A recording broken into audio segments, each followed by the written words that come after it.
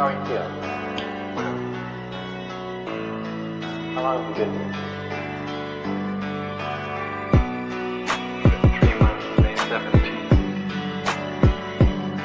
And what brought you? That's difficult to answer.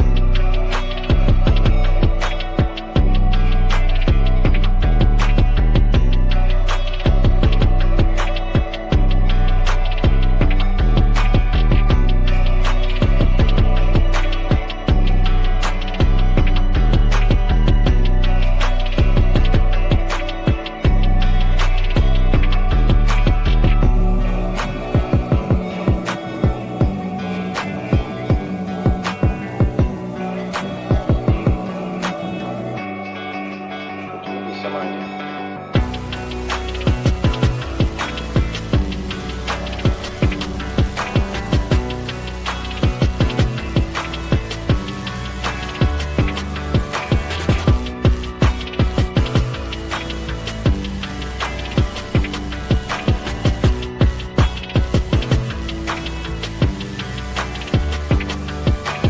I am not completely like other people.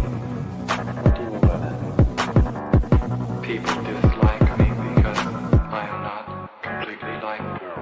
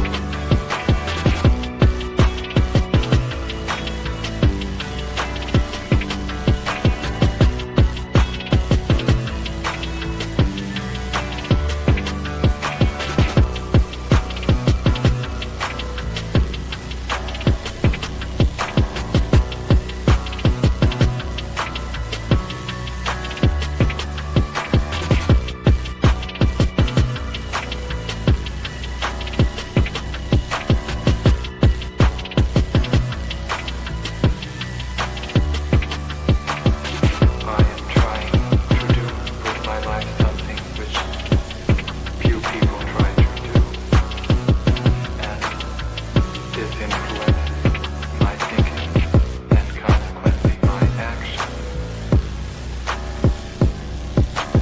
What is it you're trying to do with your life? Play the piano for people. I'm not clear. How is it that playing the piano for people has eventually resulted in your being here in the hospital?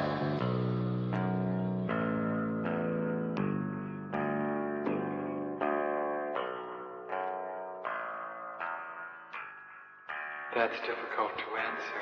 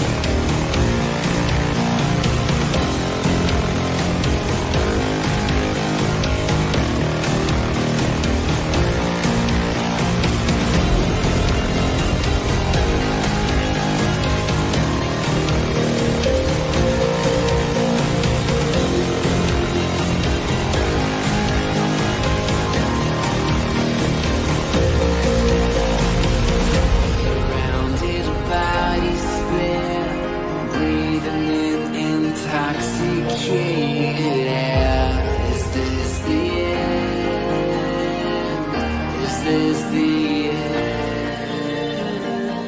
There's a noise inside my head of crying people facing death. Is this the end? Is this the end? Oh, I'm burning in the stone.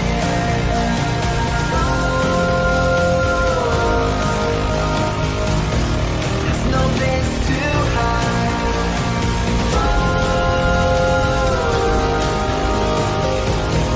I'm burning in the stone.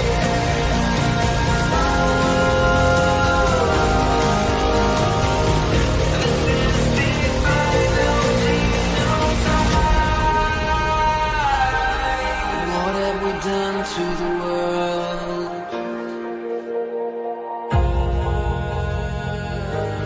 What have we done to the world?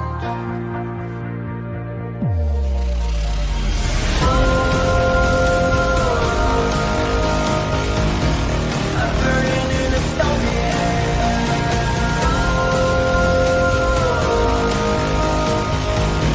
There's no place to hide.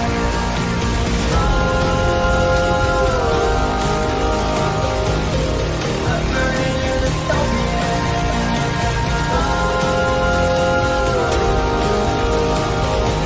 This is the final scene of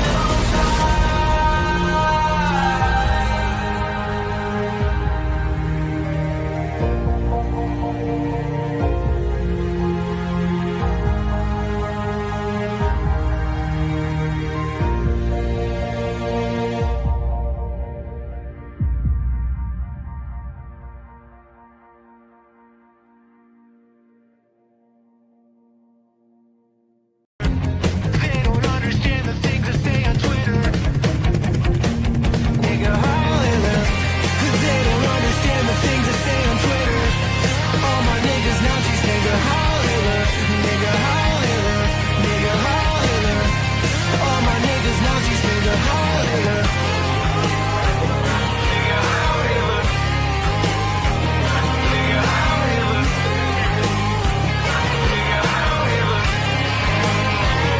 Nigga, holla. They don't understand the things I say on Twitter. That's the best version. I've had that version. I've had it in my head since yesterday. That is the best version of that song that has come out so far. I mean, like, come on. Finally, at long last, someone is doing something interesting with art and culture. And yeah, it's Kanye West, and you can have feelings about that if you want. But at least, finally, someone at a large scale is doing something interesting. Finally, someone is doing something at a large scale that actually inspires people, that makes people feel a little subversive, like they're doing the thing that they really shouldn't be doing, but they're going to do it anyway because everyone else is doing it. I fucking love it. I love it. And I love how it's making all the Zionists on Twitter meltdown. Dave Rubin is having a meltdown over this. James is continuing his cope over this. It's like, this is the song of the summer, whether you like it or not. This is the song of the summer, and it's the song of the summer because it's catchy AF. They don't understand the things I say on Twitter. Nigga, holla. They don't understand the things I say on Twitter. All my niggas Nazis, nigga, holla. Nigga, holla. Nigga, holla. All my niggas Nazis, nigga, holla. Nigga, holla. Nigga, holla. Nigga, holla. Nigga, holla. They don't understand the things I say on Twitter. Yeah. White boy summer. Indeed. Anyway, I've had that stuck in my head ever since I heard it last night. And so because I had to have it stuck in my head, now all of you have to have it stuck in your head. And yeah, don't you just like love, like, people get it. People are getting it. Normies are getting it. I mean, maybe they're not normies. I don't know. I guess we can't confirm if they're normies or not, but come on, man. Come on.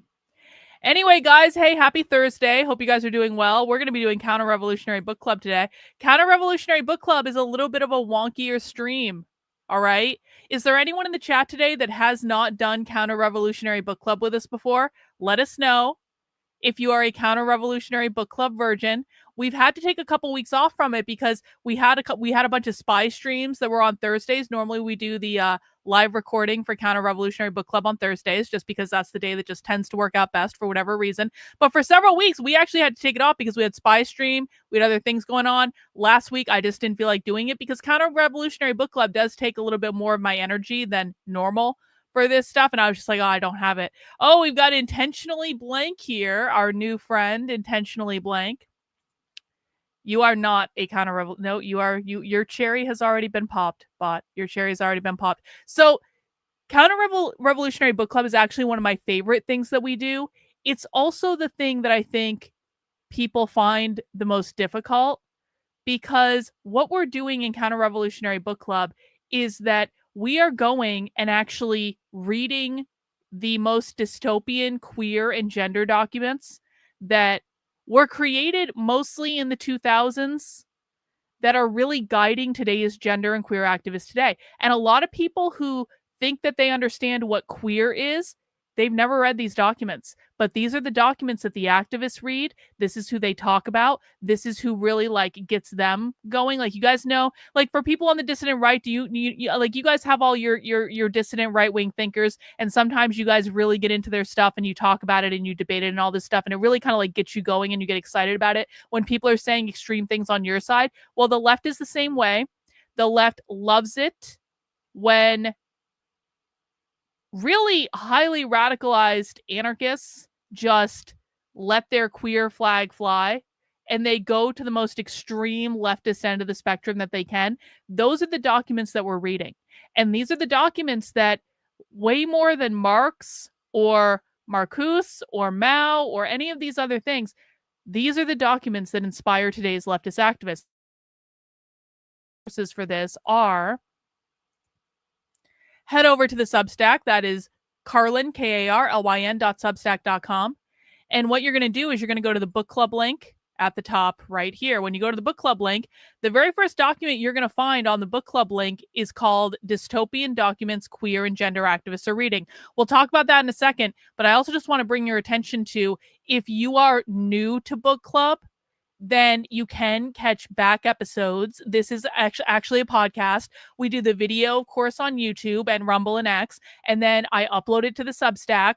So you can subscribe to the podcast on Substack because you can do it directly through their app. You can also subscribe to the Counter-Revolutionary Book Club on Apple Podcasts or Spotify. So if you prefer just to listen in your car, that's cool.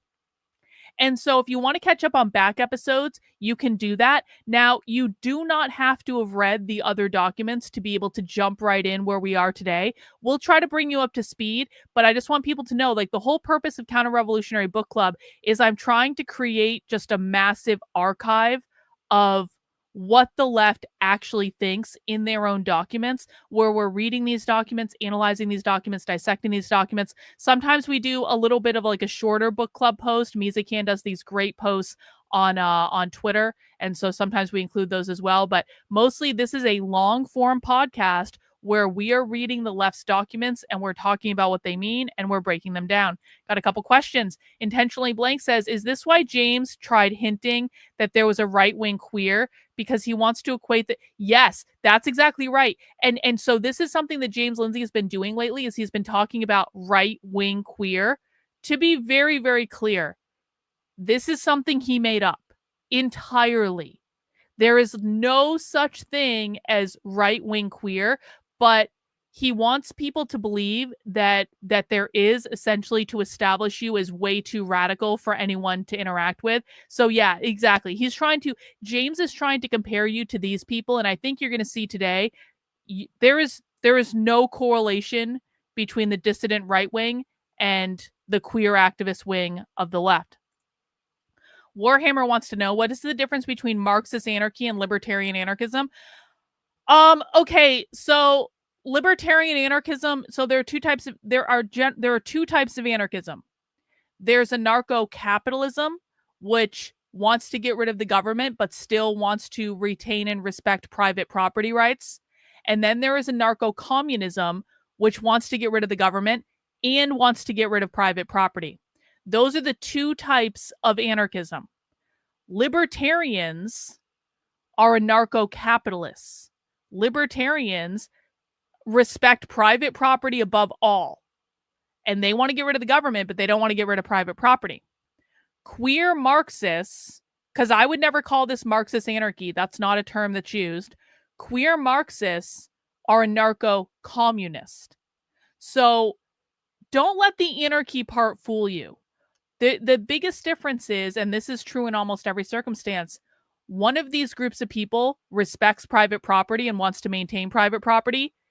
Communists do not want to maintain private property. It always comes down to that. And so that's the difference between them. Queer Marxists are anarcho-communists. They want to get rid of the government, which they call the capitalist government, the capitalist state. But they also want to get rid of private property because they want a communist society, and that's what they're trying to create, and that's what these documents cover. So let's take a look inside this post, which is where you can find all of the documents for the Counter-Revolutionary Book Club. Now, one of the things we're very lucky about is that Marxists don't believe in intellectual property. And so, generally speaking, you can find all of their documents freely available on the internet, so you don't have to pay money for it. And what I've done is I've curated a list. And we will continue. There's way more documents than this. This is just the list I wanted to start with. I curated a list of what I think are some of the most influential documents. And by the way, intentionally blank, you were asking us about queer and gay marriage the other day. Polyamory and queer anarchism, infinite possibilities for resistance. This is a document that explicitly talks about how they don't want gay marriage. Against the Gender Nightmare. Well, that's actually crazy. Don't read that one. The Gender Accelerationist Manifesto explicitly talks about how they don't want gay marriage. And what we're working on today is a document called Queering Anarchism. Queering Anarchism is a giant collection of essays. So this is like our fourth part of Counter-Revolutionary Book Club, where we're just reading Queering Anarchism. And you can find the link to the Anarchist Library right there. You can also download it as a PDF. You can see this is a giant book of essays. And also, we actually already read in an earlier episode, Gay Marriage and Queer Love. So there's a specific essay about what they think about gay marriage if you want to go back and watch that. So we are about a third of the way through this book. And we are going to be starting today with Anarchy Without Opposition. I hope we're going to get through that and Lessons from Queertopia. And maybe if we're really on our game, maybe we will also read an essay about tyranny and the state of trans liberation. And it really just depends on how long we want to go. But there's a whole bunch of essays in this book. We're going to be doing Queering Anarchism for a while. Now, the good thing about an essay collection is really you don't need to read the previous essays to understand the ones after it. Like each essay is kind of like a standalone thing. And so this is a really great document to reference if you want, like if you want what is the queer opinion on like almost any topic, you will probably find that in this document. This book, I believe, was put together. Here it is, 2012. So you can see this was pre-gay marriage. Gay marriage was legalized in 2015. So this was pre-gay marriage. And this is around the time period when we're looking at like 2008 to 2012. This tends to be, though not exclusively, when a lot of the most influential queer documents were written was in that specific time period. So that's what we're studying right now. Warhammer, I'm going to ask that you focus in on the topic that we're talking about today. I'm going to answer this, but after this, I'm going to ask that you focus on what we're talking about, because Counter-Revolutionary Book Club is difficult enough when people are not trying to talk about other topics, okay? So Warhammer says, to me that is confusing, no private property and no government. How would anything work? You don't own anything. Listen, what you're saying is you don't understand the left. And what you keep doing, and I'm just going to be very blunt with you right now, what you keep doing is coming to my streams and actively, every time we tell you this is what the left believes, you go, I just don't understand that. Well, you don't have to understand that. No one's asking you to understand that. What we are asking you to do is understand the perspective of the left, to understand that their worldview is fundamentally different than yours, and that you don't have to agree with something in order to understand it. So, no private property and no government is something that is pretty consistent across all communist and socialist groups. This is something we've talked about extensively with you in the chat. So I'm having a little bit of a hard time understanding, and maybe why I'm being a little bit harder on you than I normally would be. I'm having a little bit of a hard time understanding how you don't understand yet that communists don't want private property and don't want what they call the capitalist government, because we literally went over this yesterday. This was basically the whole topic of the stream we did yesterday when you were in the chat. So it is fine to ask questions, and I want you to ask questions because I do want you to get to a place where you understand this. But what I'm going to say to you is when you keep asking the same question over and over and over and over and over again, eventually I'm going to smack you in the forehead and say, I've already answered this. And I know you've heard the answer because I know you've been in the chat. Okay. So you've got to start working through the cognitive dissonance that you have about this. And sometimes maybe you just need to sit back and listen a little bit more. But it's not because you have not been given the information. It's not because you haven't been given the evidence. It's not because you haven't been made aware of their perspective. It's because it is on you now to integrate this information into your brain so that you understand it. Okay? So that's what I'm going to say there. It does take time to grasp this stuff. I don't feel like I'm yelling. I don't feel like I'm being mean. But at some point, you have to move yourself from a state of disbelief. How can this be happening? This is completely illogical. No one would ever think this. Why would anyone think this? Why would anyone think this is a good idea? Okay, provably, there are a lot of people in the world who think this is a good idea. So at some point, we need to accept reality and work to understand why. Okay? All right. So that's really all I wanted to say for today. Counter-Revolutionary Book Club, we do tend to just jump right into the document. And we're going to be reading this document. And I did pin it to the top of the chat if you'd like to follow along. I'm going to have my handy-dandy text-to-speech reader on the screen over here. And we are starting with Anarchy Without Opposition. If you guys have questions at any point in the chat, please let me know. I will be monitoring the chat on YouTube, on X, and on Rumble. So if you guys have questions at any point, please chat them in. We can stop the reading and talk about it. I, of course, will also be stopping it to break down things that I think need to be broken down. I will say this is my first time reading a lot of these documents. Part of the reason I'm doing this is because I need to do it because I'm writing a book about queer Marxism. And so I actually need to read these documents and analyze them. And because I need to read these documents and analyze them, I'm bringing you guys all along for the ride, okay? But if you have questions, it's important that we ask those questions, and I want to encourage everyone to do so. So we are jumping into an essay called Anarchy Without Opposition. And let me just make, you know what? The sound's not even set up. You guys weren't going to be able to hear nothing. Weren't going to be able to hear it. Let me get my proper screen up here. Okay. We are jumping into an essay called Anarchy Without Opposition. Let's get this party started.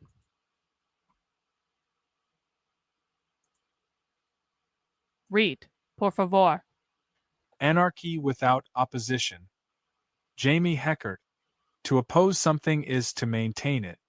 Ursula K. Le Guin, The Left Hand of Darkness. I have a memory. It was 1984, a presidential election year in the United States. We had a mock election in school. To learn about the process? To start practicing early? I was 8 years old. Only one person in our class voted for Walter Mondale against Ronald Reagan. When these results were read aloud, the girl in front of me turned around and pointedly asked, "It was you, wasn't it?" It wasn't. After school, a boy from my class asked me if I was a Democrat or a Republican. When I said, "Neither," he was perplexed. "You have to be one or the other," he responded, with all the assurance of one stating an obvious. So even in 2012, they were still saying, we are not Democrats. You have to be one or the other.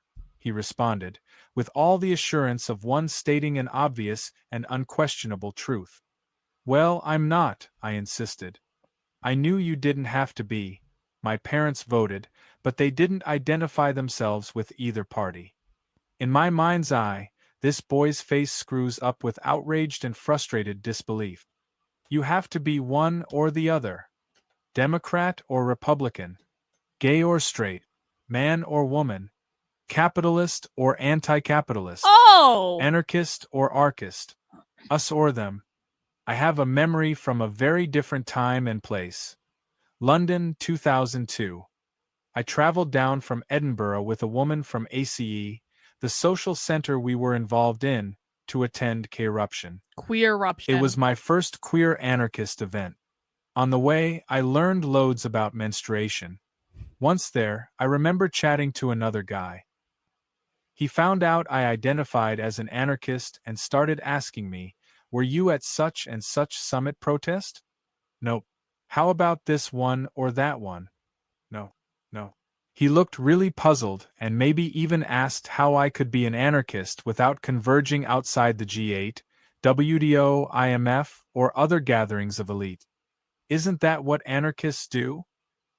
Anarchist politics are usually defined by their opposition to state, capitalism, patriarchy, and other hierarchies. The state is the capitalist government. Capitalism is, of course, private property ownership. Patriarchy is the gender hierarchy created by capitalism. All other hierarchies, they believe all hierarchies are created by capitalism.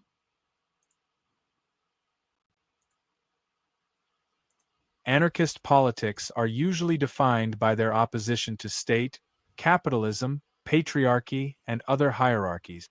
My aim in this essay is to queer that notion of anarchism in a number of ways. Ooh. To queer is to make strange, unfamiliar, weird. It comes from an old German word meaning to cross. What new possibilities arise when we learn to cross, to blur? Hang on. To queer is to make strange, unfamiliar, or weird. So they're not saying to be queer is to be gay. They're not saying to be queer is to be trans. They're saying to be queer is to make strange, unfamiliar, or weird. Do you guys know the Keep Austin Weird campaign? Where do you think the Keep Austin Weird campaign come from? Intentionally Blank says, so they want to destroy all hierarchies because they create capitalism? Nope. Strike that. Reverse it. Capitalism creates all hierarchies. So remember, capitalism is private property ownership. When you have private property, some people are going to own more private property than others. They're going to own more houses. They're going to own more land. They're going to have better access to resources, stuff like that. So it is people having more stuff than other people that creates the hierarchy. So if you want to create a world without hierarchies, which is what equity means to flatten the hierarchy. This thing that people are doing in terms of equity is about equality of outcome. Equality is about equality of opportunity. Equity is about equality of outcome. Well, yeah, okay, fine. But really what equity is flattening the hierarchy. So in order to flatten the hierarchy, you've got to get rid of capitalism. Bro, we've had a definition of queer for a good fuck off long time. Again, this is not new to anyone that's been coming to Counter-Revolutionary Book Club, I'll tell you that. So remember, the general rule of thumb with the left is capitalism creates every problem in the world because capitalism creates all hierarchies in the world. All hierarchies are a form of oppression. If you want to get rid of any oppression, whether that be racism or, misogyny or transphobia or queerphobia or whatever the fuck phobia, you have to get rid of the hierarchy, which means getting rid of capitalism. What new possibilities arise when we learn to cross, to blur, to undermine, or overflow the hierarchical and binary oppositions we have been taught to believe in? Hierarchy relies on separation. Or rather, the belief in hierarchy relies on the belief in separation. Neither is fundamentally true. Human beings are extrusions of the ecosystem. We are not separate, independent beings. We are interdependent bodies, embedded in a natural world itself, embedded in a vast universe. Likewise, all the various social patterns we create and come to believe in are imaginary. Their existence depends entirely on our belief, our obedience, our behavior. Okay, so we need to break this down. Okay, so they're saying hierarchy relies on separation, the separation of people into the haves, the oppressor class, versus the have nots. Or rather, the belief in hierarchy relies on the belief in separation. So in order for hierarchy to exist, you have to believe that there is a reality in which some people have to have more stuff than others. Human beings are extrusions of the ecosystem. We are not separate, independent beings. So, what they're saying is it is a false belief that human beings should be separate from each other because we are all part of a collective ecosystem. We are interdependent bodies embedded in the natural world itself, embedded in a vast universe. And here's the important part that I want to make sure people understand. Likewise, all the various social patterns we create and come to believe in are imaginary, albeit with real effects of our body minds. Okay, so what are they saying? Every social pattern that we create and come to believe in is just made up. It's not real. It's a belief that has been forced upon us by the environment in which we brought up in. That's what they mean when they say social construct. When they say that capitalism created gender as a social construct, that's what they're talking about. You might believe gender is a real thing, but really, is it a real thing, or is it just a made up category that you created to have this belief in separation? Does everyone understand this? And it's not just the gender stuff they're saying is made up. The nuclear family stuff they believe is made up. That's part of why they want to destroy the nuclear family. This whole idea that we have to have money is made up. This whole idea that we have to have prisons is made up. This whole idea that we have to have borders is made up. This is what they believe. I'm not saying what I believe. I'm saying what they believe. All right. Let me know if you have questions. Their existence depends entirely on our belief, our obedience, our behavior. These in turn are shaped by imagined divisions. State, and isn't this what happens when you or I want to draw a clear line between us, good anarchists, and them? Hang on. We just skipped basically a whole effing page. These in turns are shaped by imagined divisions. Oh, it's not letting me read this page? You're going to make me read this entire page? What the hell? All right, I'll read it. To realize that the intertwined hierarchical oppositions of hetero/homo, man/woman, whiteness/color, mind/body, rational/emotional, civilized/savage, and social/natural are all imaginary, is perhaps a crucial step of letting go of them. So this is what they're saying. They're like, in order to let go of this idea of a gender binary, then you have to acknowledge that you just made up the idea of gender in the first place. And once you acknowledge that you made up the idea of gender, then you can just let it go because you know it's just a made up category. How might we learn to cross the divide that does not really exist except in our embodied minds? This, for me, is the point of queer. To learn to see the world through new eyes, to see not only what might be possible, but also what already exists, despite the illusions of hierarchy. The illusions of hierarchy. They're saying hierarchy is not a real thing. I write this essay as an invitation to perceive anarchism, to perceive life differently. I'm neither interested in recruiting you nor turning you queer. My anarchism is not better than your anarchism. Who am I to judge? Nor is my anarchism already queer. It is always becoming queer. How? By learning to keep queering again and again so that my perspective, my politics, and my presence can be fresh and alive. We are always in the state of becoming queer. Queering might allow recognition that life is never contained by the boxes and borders the mind invents. Taxonomies of species or sexualities, categories of race or citizenship, borders between nations or classes or types of politics. These are fictions. This is important right here. So the ultimate goal of queer is to get rid of all categories. All categories. And so this gets into a little bit more of an advanced concept. We are going to be reading more about this in Gender Nihilism, which we're going to be reading after this. But essentially, take the category of non-binary, because we know that queer anarchists created the category of non-binary in order to have something for people to quote unquote identify as, in order to say, I don't believe in the gender binary. So if you don't feel like a man or a woman, you can identify as non-binary, which means no binary. However, non-binary is just an intermediary step. It is not actually the end goal. The end goal is to get rid of all categories. So in their ideal world, they don't want men to exist. They don't want women to exist. They don't want non-binary to exist either. Non-binary is the transitionary mechanism to get people to stop believing in men and women. And then once you get them to take that step, it's not as big of a step to say, you know what? There's no categories at all. Because if they get rid of all categories, they get rid of all hierarchy. You can't have hierarchy if you don't have categories. And that's where they create a world of sameness, where everyone has access to everything else. Everyone has access to all the resources, but there literally is no difference. There's no individualism in the world because individualism requires categories. They are never necessary, they're saying about categories.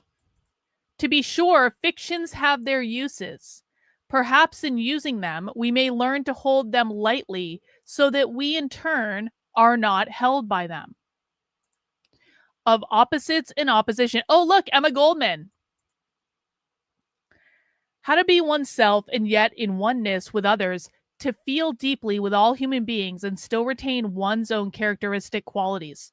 This seems to me to be the basis upon which the mass and the individual, the true democrat and the true individuality, man and woman, can meet without antagonism and opposition. If everyone inspired by anarchism agreed exactly on what it was, how it worked, and how it felt, would it still be anarchism?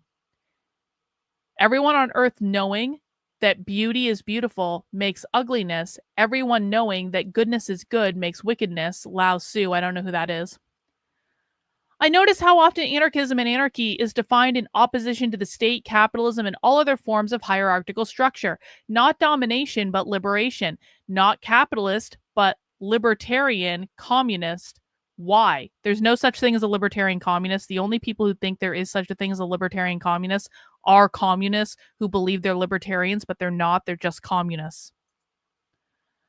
Oh, I'm not opposed to opposition. I just have some questions. One is about borders. Drawing lines on a map and then claiming they're real. Isn't this the opposition to the heart of the state? Okay, so now we can go back to the computer reading, but I just want to point this out. So borders, remember, private property necessitates borders. If the left wants to abolish all private property, that doesn't just mean borders around your house, right? That also means borders around your city, borders around your state, and borders around your country. The left doesn't believe that borders should exist. This is why they are quote unquote pro-immigration. They're not pro-immigration as much as they don't believe that borders should exist because borders are an enforcement mechanism of capitalism. Well, yeah, so Master Shake in the chat, I don't want to dig too far into this right now, but this is a good point for people who don't know. Queer is never a fixed position. Queer, as soon as queer becomes normalized, it's no longer queer. Well, that's kind of true. It's a little bit more complicated than that, because if we ever got a Marxist society, that still would not be like it's a little bit more complicated. What I will say is that queer is not a fixed definition. Queer is always defined in opposition to something that they dub to be normal at any time. And so that is something that people need to understand, is that the definition of queer will not remain consistent. It is always it's always comparing itself to something else. All right, let's let the computer read again. State. And isn't this what happens when you or I want to draw a clear line between us, good anarchists, and them, evil archists? We this, they that. The questioning of borders is at the heart of queer theory. Oh, is it? Conventional lesbian, gay, bisexual, and transgender politics is based on opposites. We an oppressed minority and they the privileged majority. In this version, the problem is inequality and the answer is legal protection. Queer theory troubles this, suggesting instead, in my mind, that the problem comes from belief in the identities. The thing about opposites is that they depend. Let's read this again. Queer theory troubles this, suggesting instead, in my mind, that the problem comes from belief in the identities. They're telling you they do not believe the identities should exist. This is why it's so important that people understand queer is not about being gay or trans. The far left doesn't actually believe in identity politics. It's Democrats and liberals who believe in identity politics. It's Democrats and liberals who are pushing the corporate LGBTQ stuff. And the real queer Marxists don't like it because they don't believe that identities exist.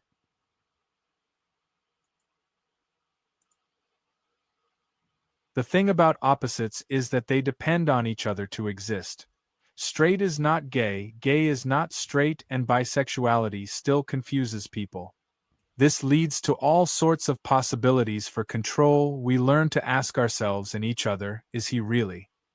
Is she really? Am I really?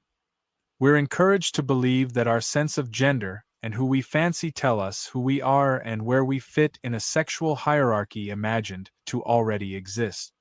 Whereas a state-oriented LGBT politics tries to challenge the hierarchies of hetero-homo, cis-trans, while keeping the identities, queer politics might ask how the identities themselves might already be state-like with their borders and policing. Check that out. Queer politics might ask how the identities themselves might already be state-like with their borders and policing. So they're saying the existence of identity at all necessitates that you have a border around something. And again, they don't believe in around anything. I mean, and this is obviously not a border around land. This is a border around a societal construct, okay?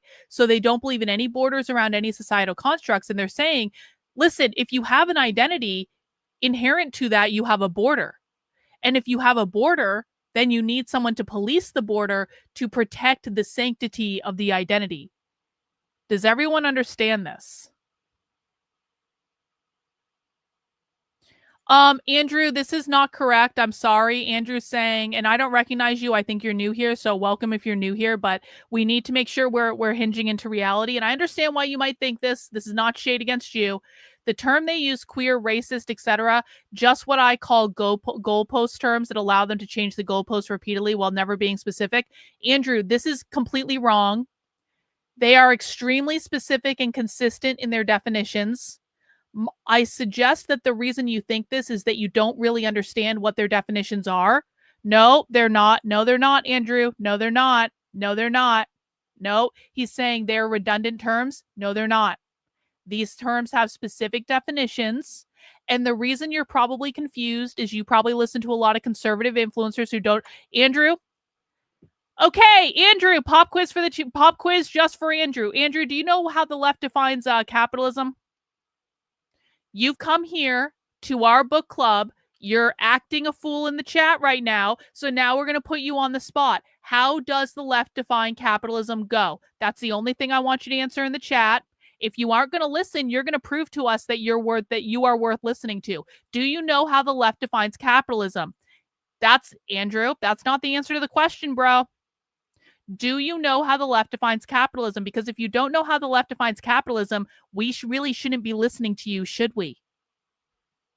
So we're waiting. Oh, and Andrew's answer is, I'll just leave, you're a pushy cunt. So this is the typical attitude that we can expect from low IQ conservatives. And this is why people like Andrew sit in a constant state of not having any clue what is going on in the world, because if you try to actually show them evidence and to break it down for them and to teach them, they have a hissy fit about it. They whine and complain, and then they say, you're just a pushy cunt, and then they run away into their corner crying. And this is why the right has no idea what the left is doing. But since Andrew, wants to leave, he can leave, and we'll put him in a timeout just to make sure we don't have to hear from him again, and he can go cry about it if he wants to. Andre, thank you for the super chat. So they want to abolish all hierarchies like private corporations and small businesses. Yes, all hierarchies. Well, I mean, private corporations, private businesses are a form of private property, and so they definitely want to abolish that. But this article is actually getting more into the meat of it, because this article is specifically saying that they're talking about not just abolishing borders around land, but they're also talking about abolishing borders around categories, which means this is the opposite of identity politics, okay? This is very literally saying identity itself should not exist.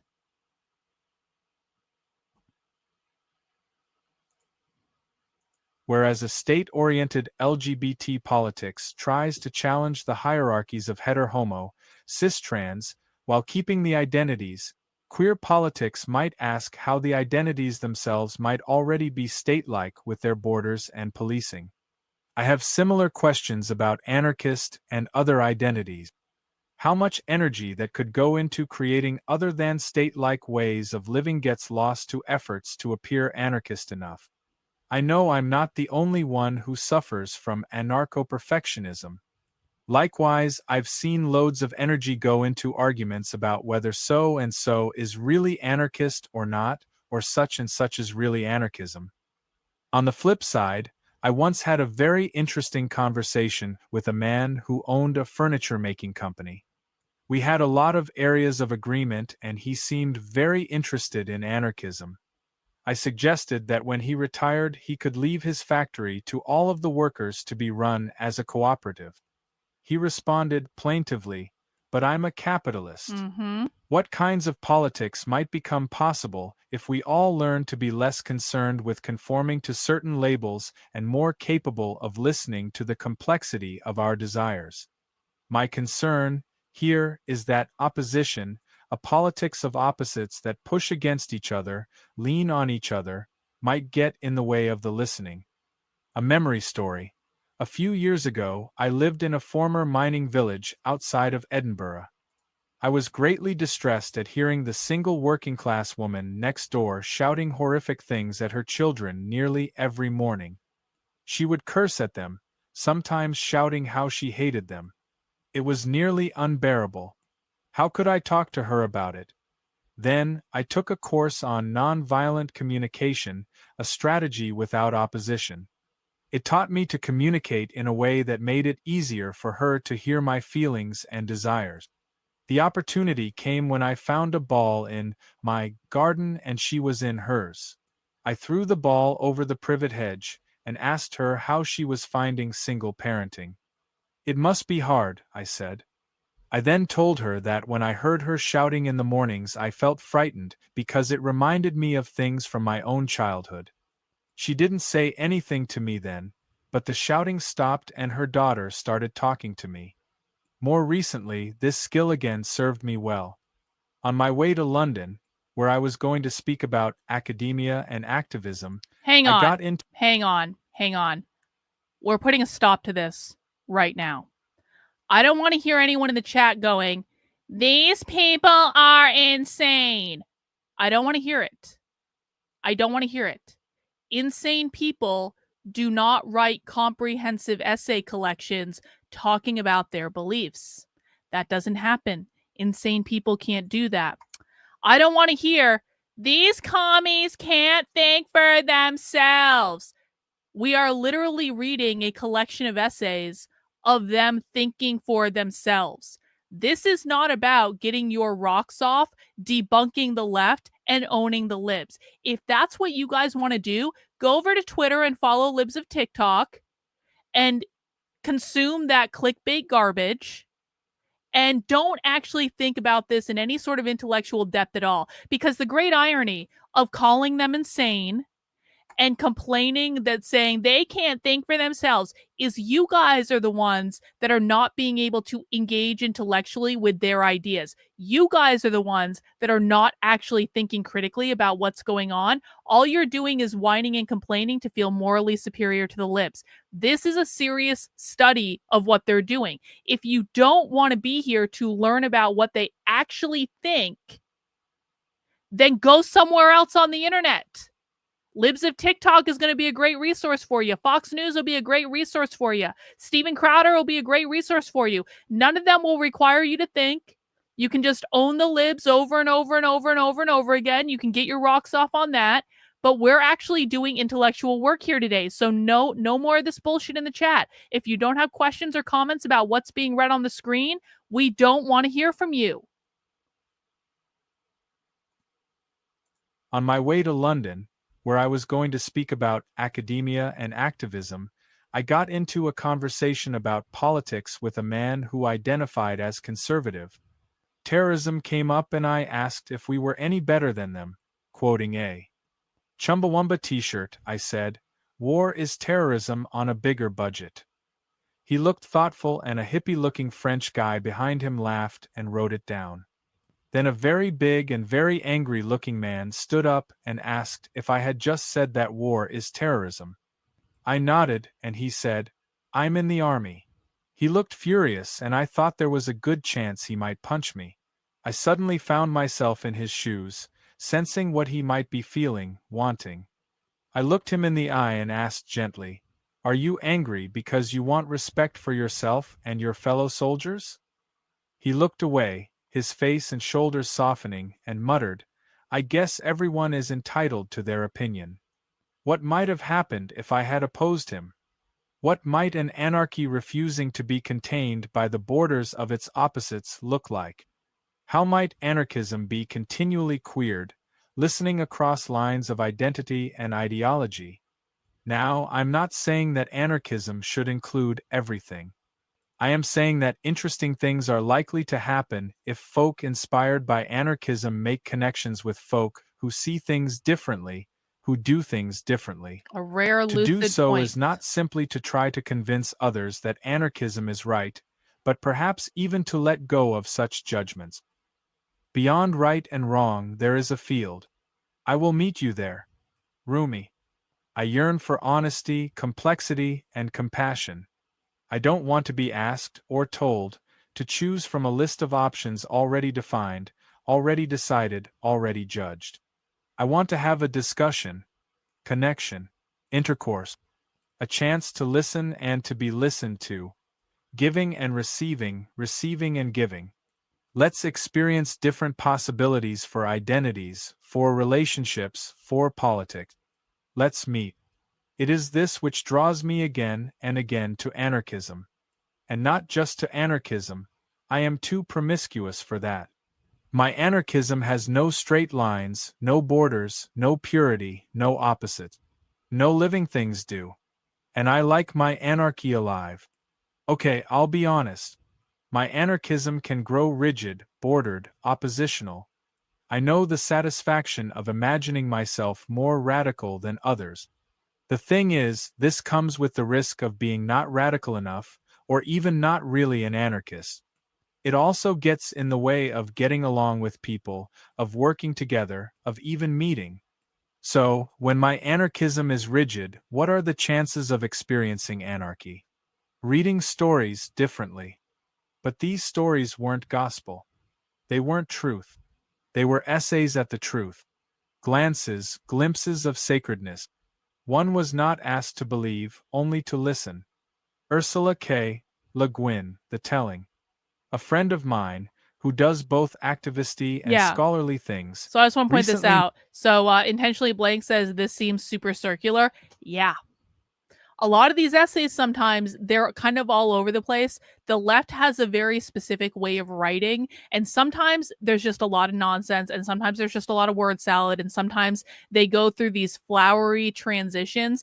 And it's important that we listen to these because eventually they will come back to the point. But it's like what the left does, and this is why so many people don't actually bother to read what they're writing, is they have a meandering way of writing that's very artful and very flowery and very art house and very academic. And sometimes you just got to let them cook. They're going to get there, but you just got to let them cook, okay? A friend of mine, who does both activisty and scholarly things, recently made disparaging comments about Hang on. Sorry, I got a super chat from Andre. Exactly. It's conservatives that can't think for themselves because they don't understand decode socialism coded language and definitions. everyone thinks they think for themselves, but then when you actually ask them to do it, you find out exactly how tribal they are. This is not a left or right thing. This is just, are you a tribalist or are you not a tribalist? And there are very few people in the world that are able to exist outside of a tribal system, mostly because most people in the world need everyone else to validate them and their opinions, and so they're joining a tribe where they can get the most validation for their opinions. And if you're getting a lot of validation for your opinions, then you're not going to be inclined to leave that tribe. A friend of mine, who does both activisty and scholarly things, recently made disparaging comments about the queer theory that is only about learning a different way to read a novel. And indeed, one of the first books to be labeled queer theory was Eve Sedgwick's Between Men, a book about 19th century English literature. It was, at the same time, an exploration of patterns of oppression in particular cultural norms of love, sex, friendship, gender, and intimacy. Recognizing these patterns came from learning to read novels differently. In drawing attention to love and desire between men in apparently heterosexual novels, the point is perhaps not to say that this is really what the story is about. Rather, it unsettles our notion of how things really are and, therefore, what is possible.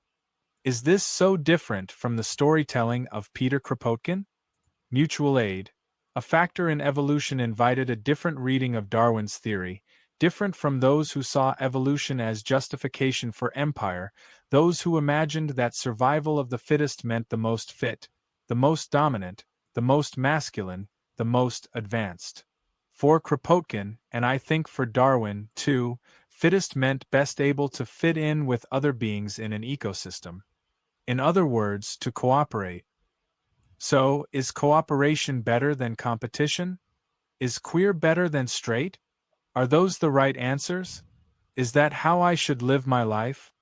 The way I see it, at the moment anyway, neither queer nor anarchy is about finding the right answers or working out the right way to live. Both are about the experience of connecting with others, with self. I almost always find it harder to connect with someone who is insisting that their story is the story, their truth the truth. Where's the space left for my story, my truth? Your story, your truth? How can different people, different creatures, different stories and voices learn to fit together if any one story tries to take up all of the space? Like the Zapatistas, I want to live in a world where many worlds fit. Okay, so this is essentially talking about individualism versus collectivism, which is at the core of what communists want. We currently live in a society based on individualism and meritocracy. What do you need to uphold capitalism, defined as private property ownership? You need individualism and meritocracy. If you don't have individualism and meritocracy, then you don't have capitalism. Capitalism supports individualism and meritocracy because it means that some people are going to show up and they're going to work harder, and those people, generally speaking, will end up with more stuff than the people who don't show up and work harder. That's what meritocracy is. Individualism is about privatized individual wealth, and what they're doing is they're comparing it to what they want, which is a form of collectivism in which no one has individual wealth, in which your merit doesn't really matter because everyone's going to get a job and everyone's going to have access to all of the resources. Everyone's going to have free universal health care. Everyone's going to have, free whatever they want. People aren't going to have enough food, and there's probably going to be a lot of starvation, but they don't really worry that much about that. But the point here that they're saying is that they're trying to say, we all need to work together. We all need to cooperate. Well, what they're trying to do is ease people into this idea of, you are part of a collective. You are not an individual with your own private stuff. You are part of a collective. And in order for this to work, you have to get along with everyone and play nice with people, and everyone has to work together. So this is one of the things they try to introduce to kids. There's actually a whole bunch of socialist like board games and stuff like that, where they'll take something like Monopoly and they'll make a socialist version of Monopoly where there's no bank and there's no money and there's no houses, but it's all about working together communally. And the point of that is to teach kids that life is not about competition. Life is about working together and sharing. So that's the transition they're trying to make here. This is about anarcho-communism. Donnie says, sorry, I was late. When was this book written? This is a collection of essays that was published in 2012. Like the Zapatistas, I want to live in a world where many worlds fit. One of the principles of permaculture, an ethical design system, or perhaps a revolution disguised as gardening, is that edges are the most productive areas in a system. Where the river meets the bank, the forest the meadow, or the sea the shore, there will be an abundance of life. The more that anarchism, a many-branched river in our social ecosystem, mixes and mingles with swamp and stone, soil and soul, the more diverse forms of life will benefit. Conversely, moral high ground is a cold, barren, and lonely land. I know, I've been there, and I return from time to time. Highly rational and fiercely intellectual, it leaves no space for doubt, for complexity of feeling. Warmth towards self and other dwindles, for the cold numbs the heart. Dwindles. Shelter from pain, numbness, may be a form of protection from the horrors of witnessing violence and violation. But the numbed heart is also impervious to joy. And how queer can life be without joy? Seeking further distance and separation from the pain Wait, by... I love this because there's so much talk even today of joy on the left. Kamala Harris's campaign was all about seeking joy. The left talks about joy, queer joy, all the time. So they were even talking about it in 2012. How queer can life be without joy?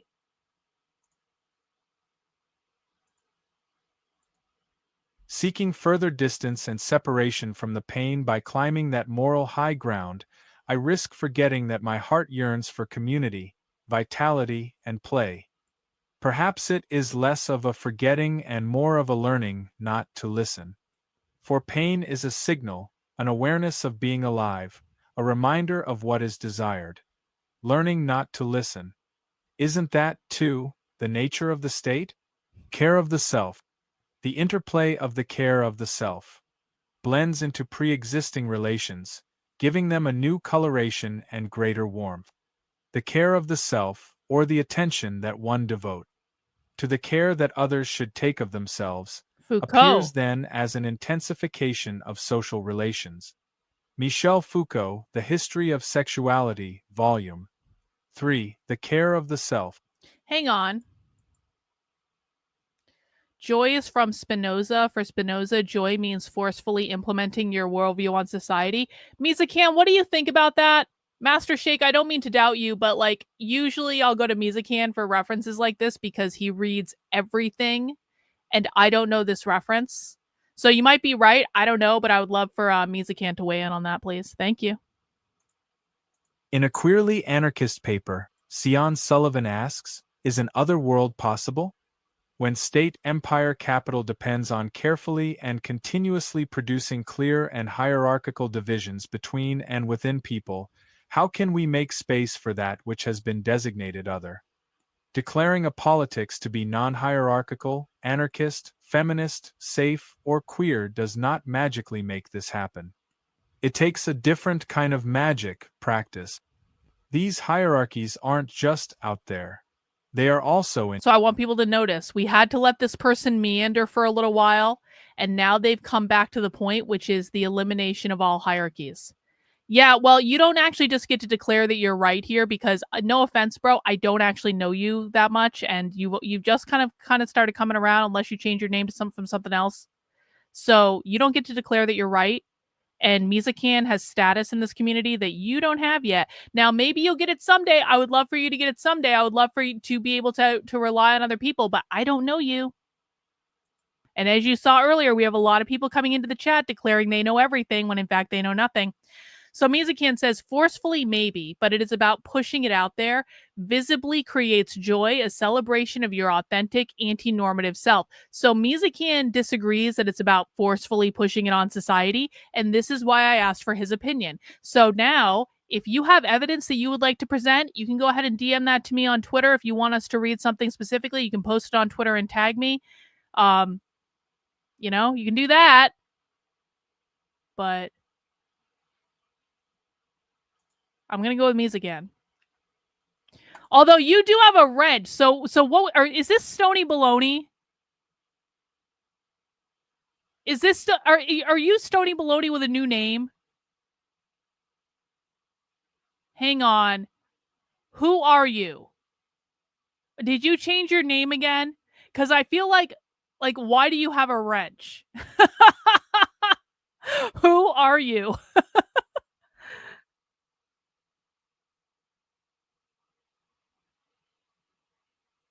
Because you might have more clout in the community than I understand. And I just don't know because you changed your effing name. Okay, you can let us know who you are in the chat. Yeah, it's fucking Stony Baloney. This is Stony Baloney. I fucking knew it. You asshole.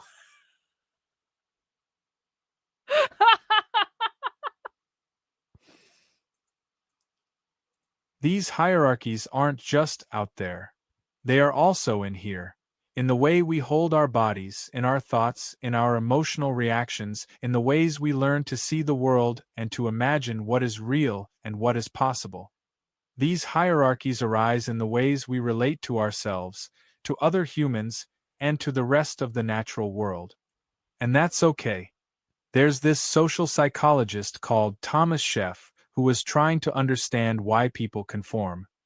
Drawing on a rather Kropotkin-esque view of evolution, he reckoned that humans are basically cooperative and that maintaining this cooperation is a basic function of our emotions. We feel good when our social bonds are strong, and we feel bad when relationships are at risk, because we depend on these relationships to live. Now, this is all well and good for getting along with each other. The trouble starts when we feel ashamed of our shame and get into this nasty spiral of beating ourselves up. He calls this pathological shame and offers it as a suggestion for understanding all the ways in which people conform to things that we know aren't good for us, for other people, or for the rest of the planet. This is why I say it's okay that hierarchies arise. If trying to be a good anarchist means always being anti-hierarchical, then anarchist relationships are always at risk of not being anarchist enough, thus feeding the spiral of pathological shame, of rigidity, of the state. Modesty may offer the middle ground, the convivial edge, between excessive pride and pathological shame. Since then, another radical social psychologist has developed a more complex emotional model of domination. Marshall Rosenberg, the founding practitioner of nonviolent communication, also reckons that conformity and domination start in our everyday relationship. He talks about the concept of emotional slavery, feeling responsible for other people's emotions. Yo. What happens when the beautiful anarchist desire for freedom and equality is held in this cage? I see in myself and in others an overwhelming compulsion to try to make everything equal, to make myself and others free. To make everything okay. What if everything is already okay, even pain and shame? Rosenberg offers the radically compassionate perspective that absolutely everyone is doing the best thing they can imagine to meet life-serving desires needs, e.g., order, community, play, food, shelter, etc. There is no such thing as evil, there is nothing to oppose. Instead, we might learn to both empathize with the desires of others and to express our own. Sure, we might disagree about Private property strategies coming for up. meeting those needs. I still get angry, sometimes, when seeing strategies that meet some people's needs while ignoring others. And blaming someone Hang for on, that hang can on. I didn't read the important part.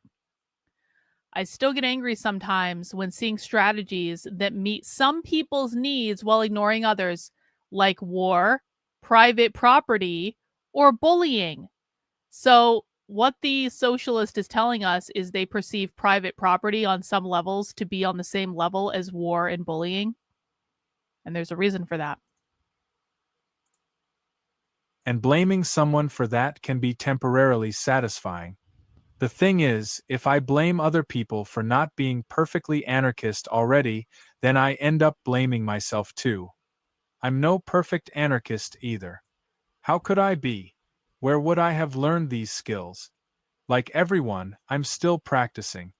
This is why I invite you to consider the very queer notion of an anarchism not based on opposition, but a politics that starts off accepting everything just as it is. From the basis of acceptance, we might then ask, what service can be offered? How can anarchy be nurtured, rather than demanded, forced? What ways of living and relating can we practice that are even more effective at meeting the needs of everyone for life, love, and freedom? And in what ways might we learn to accept the pain we feel when that doesn't happen, instead of distracting ourselves with resentment or chocolate? And in what ways might we learn to be gentle with ourselves when we realize we've been drawn to strategies of distraction or even domination? Stillness in motion. Prefer what is positive and multiple, difference over uniformity, flows over unities, mobile arrangements over systems.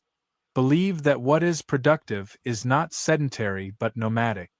Michel Foucault, Preface to Anti-Oedipus. Capitalism and Schizophrenia.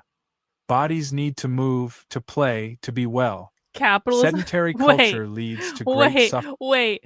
Foucault wrote a book called Anti-Oedipus, Capitalism and Schizophrenia. That's funny. Someone should read that. Bodies need to move, to play, to be well. Sedentary Hang culture on. leads to... We got a question from an intentionally blank in the chat. Hey, I'm gonna ask the chat to respond to this. I want to know what you guys say. I think the answer is pretty simple. So intentionally blank wants to know, can you explain what they mean by freedom? Let's make this a pop quiz for the chat. What does the chat think? When communists and socialists are talking about freedom, what do they mean? I'm just gonna let some answers come in for a second. It'll take a second. There's a little bit of a delay. When communists and socialists are talking about freedom, what do they mean? They're saying freedom from capitalism, freedom from private property ownership, no capitalism, liberation from the oppression of capitalism, freedom from the bonds of capitalism, freedom from capitalism. Exactly. Pretty much everyone in the chat's got it. Freedom from capitalism, freedom from private property ownership, freedom from exclusive things that create hierarchies. Again, remember, every single thing the left says and does comes back to the idea of abolishing capitalism. Every time. 100% of the time. There is not a single thing that the left says and does that does not come back to that grounding principle.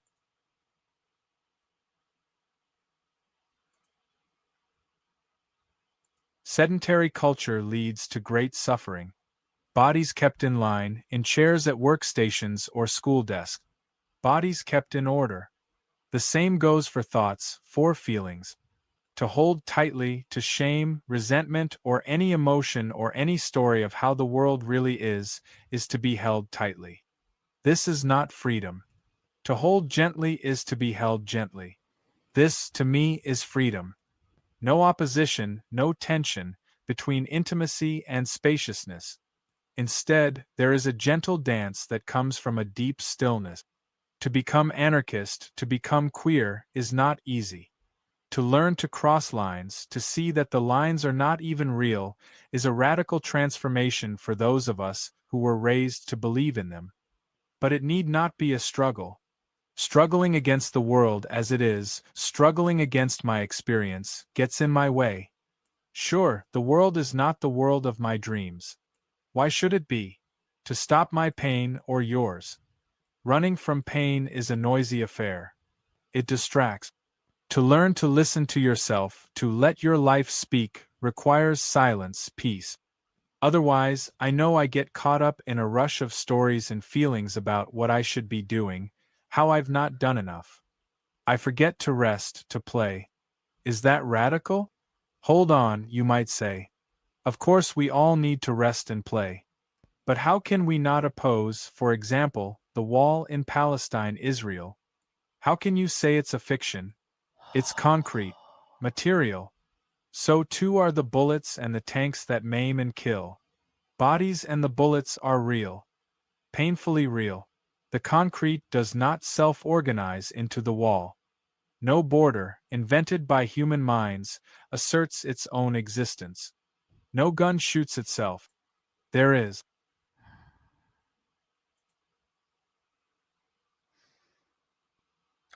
Sorry, a friend of mine just texted me that that her dog is gonna be passing. And it's just really sad. Hang on, I just need a second.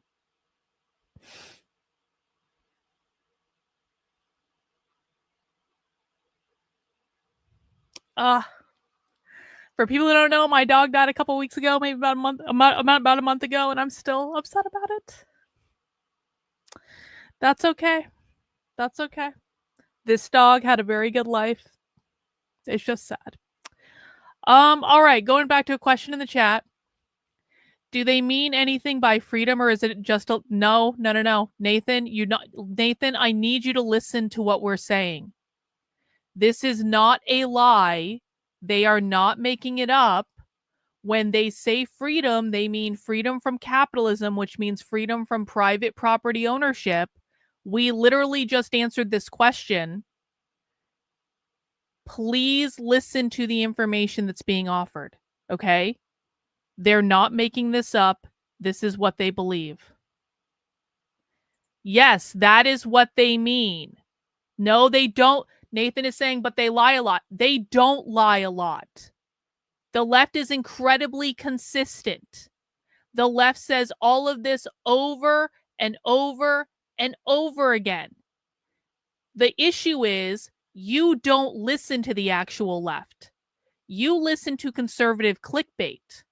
And I know you listen to conservative clickbait because anytime someone comes in the chat and says the left lies a lot and they don't really believe what they say they do, they always are listening to conservative clickbait. Oh, look, now Nathan's saying that isn't the right definition. Well, Nathan, why don't you go tell a communist and socialist that the definition that they use over and over and over and over and over and over and over and over and over and over and over and over and over again in their books, in their essays, in their trainings, in every fucking video that we watch, why don't you go and tell them that's not the right definition? Because to them, it is the right definition, and it's conservatives who don't want to fucking listen that don't get it.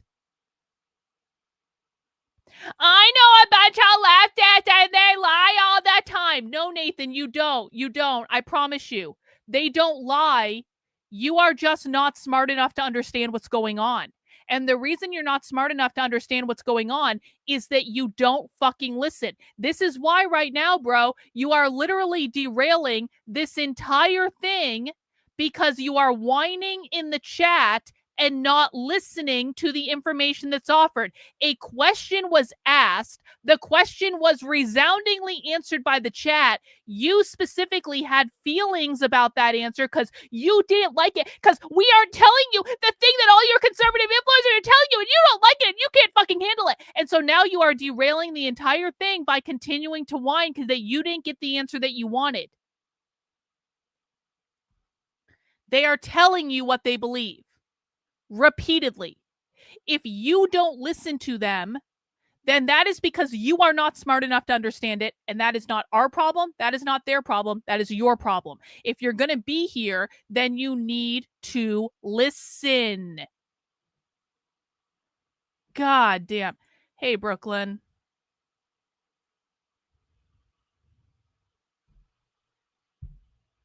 Hang in there. We love you. Okay? We love you. I'm sorry that's what you had to walk in on. All right, let's go back to this. No more whining in the chat, please.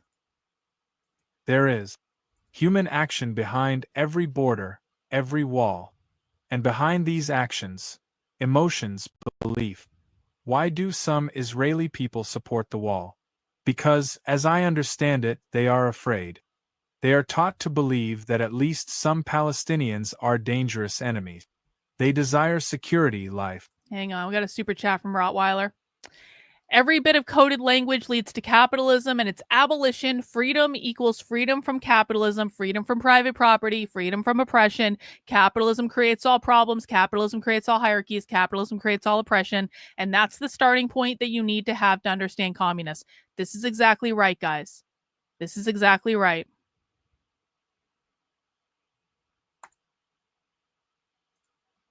They desire security, life.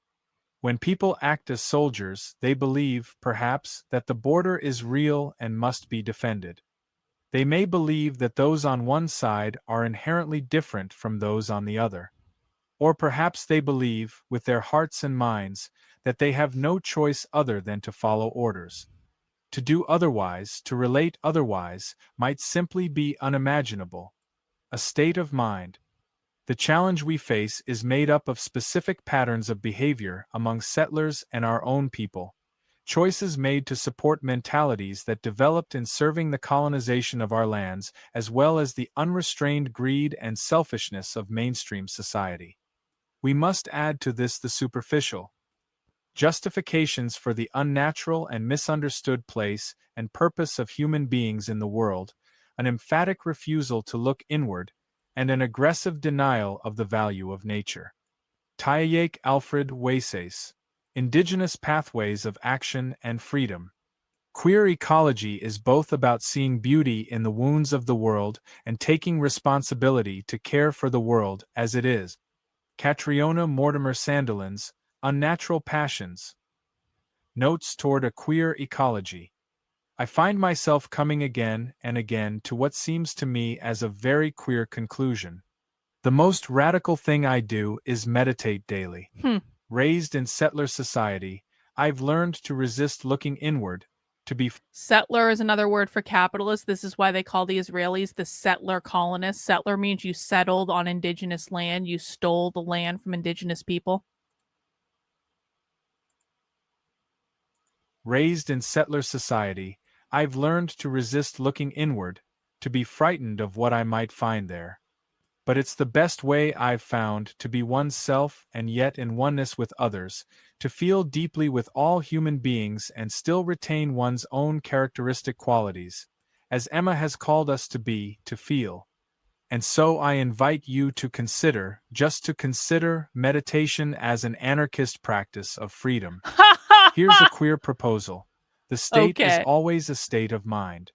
It's putting life in boxes and then judging it in terms of those boxes, those borders, as if they were what really mattered. It's trying to get other people to do what you want them to do without so much regard for their needs, their desires. It's self-consciousness, self-policing, self-promotion, self-obsession. It's anxiety and depression. It's hyperactivity stemming from the This is actually a very Zen-like essay. This is like queer anarchy taking over New Age and woo. It's hyperactivity stemming from the fantasy that being seen to be doing something is better than doing nothing, even if what you're doing might cause more harm than good. It's resentment at self and others for not doing it right, for not being good enough. It's the belief that security comes from control. And it's a source of tremendous suffering in the world. It's also something I do. When I look inward, when I meditate, I can see how much the mind is attached to individualistic stories of myself. As important, as weak, as wonderful, as useless, as victim, hero, or villain. The stories fluctuate and change form. And when I believe them, they affect all of my relationships. I too can perform the state. Judith Butler may have taught me that the performance of a role is merely a copy without original, but it is meditation that lets me see it with clear vision. Sitting down each morning, focusing my... Hang on. Robert in the chat says, by the way, Karlyn, the settler name is starting to get used here in New Zealand. Thought you might want to know. I'm surprised it wasn't already, if I'm honest about it. Sitting down each morning, focusing my mind, observing the thoughts and emotions that pass through, I learn to not identify with them, to not get caught up in them, to not reject them. I'm learning the art of allowing everything to be as it is, which in turn helps with the many challenges of caring for the world as it is, of seeing beauty in wounds. I'm learning to be playful with my sense of who I am, to let go the borders, the policing. It's so much easier for me to connect with others when the walls of the heart, of the individualized self, come down. And it's easier to let go of the walls if I don't judge them. Of course, we learn to protect ourselves. I practice meditation not just for myself, but so that I can go out into the world unarmed. unarmored, enamored. When I feel a love for life itself, I see anarchy everywhere. I notice all the little ways, and not so little ways, that people already support each other, already speak for themselves, already listen to each other, already make decisions, and act together. These aren't just seeds beneath the snow, as Colin Ward put it. They are blossoming flowers. An other world is not only possible, it already exists. I've felt it. And when I again get caught up in my own thoughts, my own desires, my own stories about who I am and who you are, what should have happened, how the world should be, then I see so little outside the dramas of my own mind. Everything I see, everyone I meet, I reinterpret through the lens of those fictions. I take myself and my beliefs very, very seriously. Just like the state. Is it radical to hate myself for that? Is it radical to hate cops, capitalists, politicians, racists, or homophobes for that? In my own experience, the two are intimately intertwined, inseparable, and so I go inward before going out into the world. Letting my mind grow still, I am not ruled by my thoughts. Letting my heart open, I am able to love myself and others. And if I am called to fight, to protect those under threat, let me do it with love. Because if I'm not loving, it's not my revolution. All Lessons from right. Queertopia. That was kind of a weird essay. I mean, basically the crux of that essay was about, again, it's about the elimination of all categories. And so that was really the biggest takeaway from that essay. It was a very meandering, very woo-woo, not one of the greatest essays we've ever read, but I got to be honest, I'm actually looking forward to this next essay because we're about to get into lessons from Queertopia.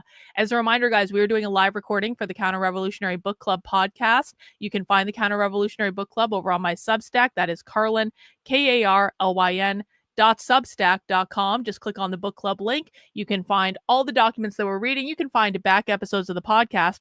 We have someone in here whose name I can't pronounce saying, quote unquote, I take myself very, very seriously. Well, yes, unlike the right, the left does actually take themselves very, very seriously. And that's why the left is perpetually winning. Well, the right comes in here and makes fun of them for taking themselves very, very seriously for reasons I cannot even fathom, considering the right is losing and all their kids are being queer and trans. But hey, they got to own the libs on the internet, and so it must be a good day for them. All right, guys, we're getting into the next essay for this episode. This is called Lessons from Queertopia. As a reminder, we are reading a book called Queering Anarchism. It is a long-ass collection of essays, and so we're just going to jump into this next one, and I think this might be pretty good. Farhang Rouhani. Paths to Queer Anarchism. I discovered anarchism later in life than most people. By this, I don't mean to suggest that there is a maximum age requirement for entry to become an anarchist or that there is any kind of linear way through which we develop our ways of thinking and acting, but I would like to begin this essay by saying a little bit about how I got here. In my undergraduate and graduate educations in literature, political geography, and cultural studies, I came across few, if any, opportunities to study anarchist thought closely, nor was I involved in any kinds of movements or communities organized around anarchist ethic.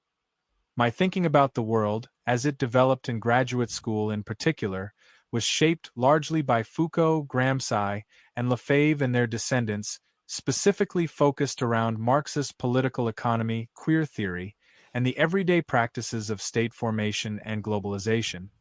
My doctoral thesis centered on how middle-class young residents of Tehran, Iran, experience themselves as citizens and consumers in relation to theocracy, democracy, and neoliberalism within their practices of using satellite television and the Internet.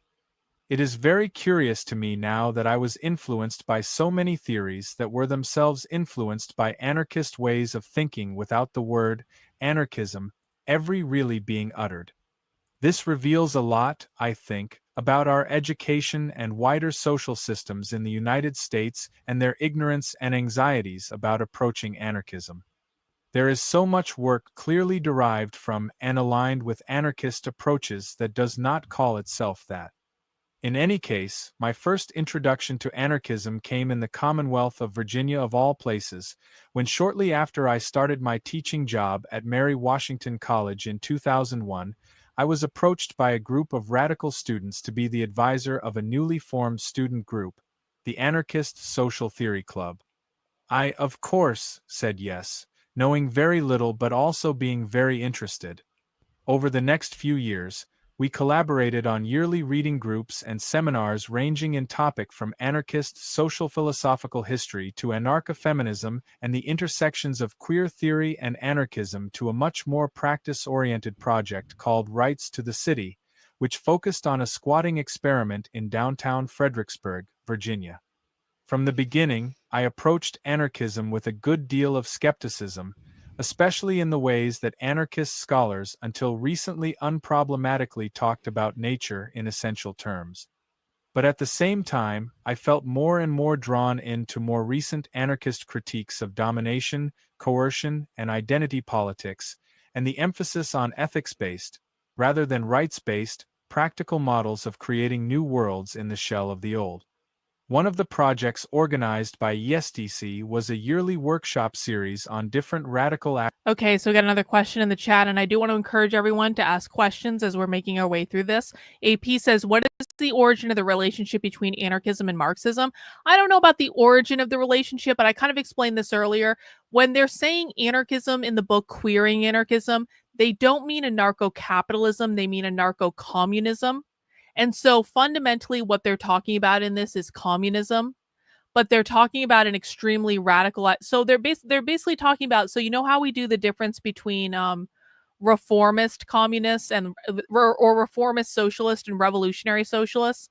So reformists are socialists like the Democratic Socialists of America who want to work within the electoral system. Revolutionary socialists want to overthrow the current government.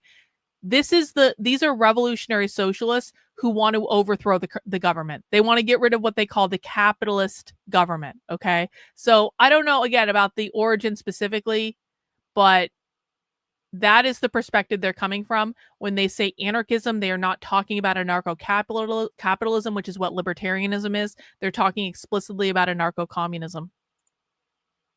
One of the projects organized by ESDC was a yearly workshop series on different radical activist and community projects in the region, ranging from Richmond indie media to helping individual prostitutes survive.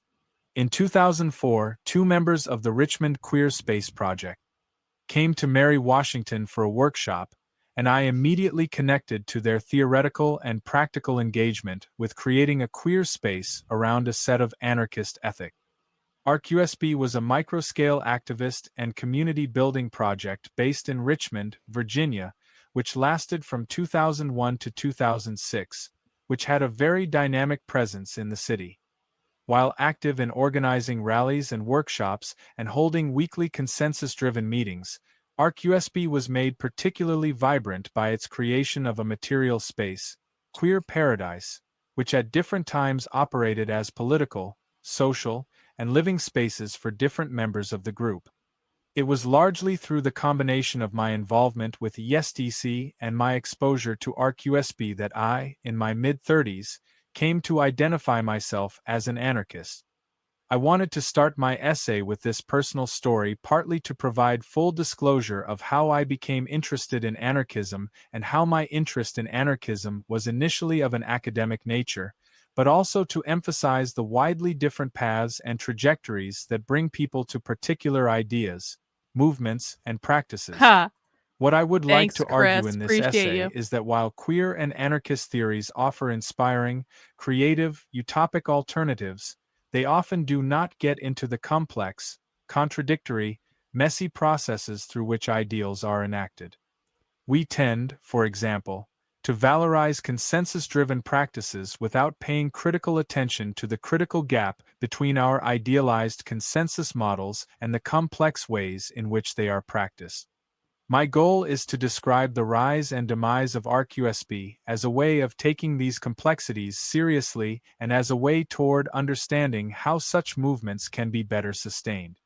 I will begin by examining 3 analyses of queer anarchism in practice, and then observe the complex processes through which ArcUSB created a queer material space, with an emphasis on the sometimes contradictory politics of affinity and identity that emerged. What I present here is the product of a year-long research project interviewing 10 members of ArcUSB and is a shorter, hopefully more accessible version of a forthcoming article in the free online academic journal, ACME. All right, what does RQSP stand for specifically? Richmond Queer Space Project. So this is the project he got involved with when he joined that anarchist group in college. Richmond Queer Space Project. Good question though. Affinity, prefiguration, and queer anarchisms. Within the academic world, anarchist perspectives have recently inspired and been inspired by a variety of radical theoretical frameworks, including queer theory, feminism, critical race theory, and radical environmentalism. Two important recently developed hang on aspects. Hang on a second. Within the academic world, anarchist perspectives, this is in 2012, remember. This is 13 years ago. Within the academic world, anarchist perspectives have recently inspired and have been inspired by a variety of radical theoretical frameworks, including queer theory, feminism, critical race theory, and radical environmentalism. I bring this up because most conservatives were not even aware that critical race theory was a thing until 10 years after this essay was published. Do you want to know why we read stuff from the left? Do you want to know why we listen to the left directly? Because the left is talking about what they're doing. They're talking about it openly. And critical race theory has been around for a really long time. Critical race theory has been around since the 70s. But conservatives and right-leaning influencers had no idea about it until a couple years ago. And it's the same thing. This is why I bring up the gay marriage point all the time. Conservatives to this day still have no idea that queer anarchists, queer leftists completely oppose the idea of gay marriage. They think they're owning the libs by repealing gay marriage, when in fact, if they actually listen to what the left is saying, they would understand they're actually giving the left what they want. If they repeal gay marriage, they're giving the left explicitly what they want. These problems are allowed to fester when critical race theory exists on the left, and the left has been talking about it for decades and implementing it in schools for decades and doing all these programs around it for decades, and no one on the right is paying attention to what the left is doing because they're all bickering about the woke right or what Marx said in that paper that time 100 years ago or any of these things. This is why we only listen to real leftist activists in the real world, because we want to know exactly and explicitly what they're doing now. And if people had read this book of essays 13 years ago, then maybe the right would have identified that critical race theory was being taught to their kids in school over a decade ago, and maybe there wouldn't have been as much damage in the meantime. Two important recently developed aspects that have a direct bearing on the formation of queer anarchist politics and projects such as ArcUSB are affinity and prefigurative politics. Scholars conceptualize affinity as a group of people coming together, sharing a common ground, and developing spaces of support and communication. Affinity politics, then, involves perceiving the hopes and fears of seemingly culturally and regionally different people as interlinked, forming coalitions that can negotiate a temporary common ground, and moving beyond divisive identity politics. Prefigurative politics demands that activists adhere as much as possible to the world they would like to see in how they live and act in the world today. As such, it presupposes equality and imagines a collective subject of resistance, rather than arguing for individual rights that can be added into the existing status quo. The processes of politics are as important as the result, involving the employment of non-hierarchical, participatory, and consensus-based models of action. The result is a dynamic vision of utopia as an ongoing process, rather than as a goal that can be achieved through granting individual rights. Affinity and prefigurative politics, as such, share a radical confluence with queer politics in their critique of identity politics, concern for ethics in relationships, and advocacy of practicing utopia through experimentation. For a deeper look into these elements, Hang on, we got a question from Donnie in the chat. Did they think back then they believed Obama would help them implement anything they want? Donnie, these people do not engage in electoral politics. These people didn't care about Obama. They didn't care. Like, maybe they thought Obama was marginally better than other people because he at least was connected. He was connected to their community. He was a community organizer in Chicago. So he was definitely connected, but they think Obama is a capitalist. They think Obama is part of the elite. They think Obama is part of the bourgeois. This is not how they think. Yeah. Yeah, gay marriage literally started under Obama. They were completely opposed to all that. They think Obama was probably just another liberal or maybe kind of borderline progressive, but Obama was not on their team. For a deeper look into these elements, I will now discuss the works of three scholars on queer anarchist practices. Excellent. Jamie Heckert conceives of anarchism as an ethics of relationship. He critiques the extent to which sexual orientation is a state form, one of the many everyday processes of state formation through which people's opportunities and actions are rigidified and controlled. Ultimately, people's desires and identities cannot be contained in state-sanctioned state forms, and those people produce alternative realities in relation to their partners that sometimes evade control of the state. Heckert's take on resistance to sexual orientation continues a central tradition of anarchism. Okay, so Intentionally Blank asks, what is the actual difference between a progressive and a liberal? The right has all these terms, they mean almost nothing. Hey, guess what? I have a resource for you. You can head over to decodetheleft.com. And when you get over to decodetheleft.com, I want you to go here. This is decodetheleft.com/map. I'll put the link in the chat. I got so sick of the right not knowing the difference between these groups that I literally drew them a picture and I created a whole framework. And so you can see here, there are basically 5 different types of leftist groups: Democrat, liberal, progressive, democratic socialist, and revolutionary socialist. This will give you a definition of each of those groups, so you can go into it in more detail on this document. We're not going to go through the whole thing, but basically, Democrat, establishment politician focused on incremental reform within capitalism, mostly corporate aligned. Liberal thinks government should solve inequality through policy, not systemic overhaul, more morally driven. Progressive wants structural reform like Medicaid for all, Green New Deal, debt cancellation. They flirt with socialism, but they don't say it. Democratic socialists want to replace capitalism with democratic ownership, operates inside electoral politics, but the goal is a post-capitalist society.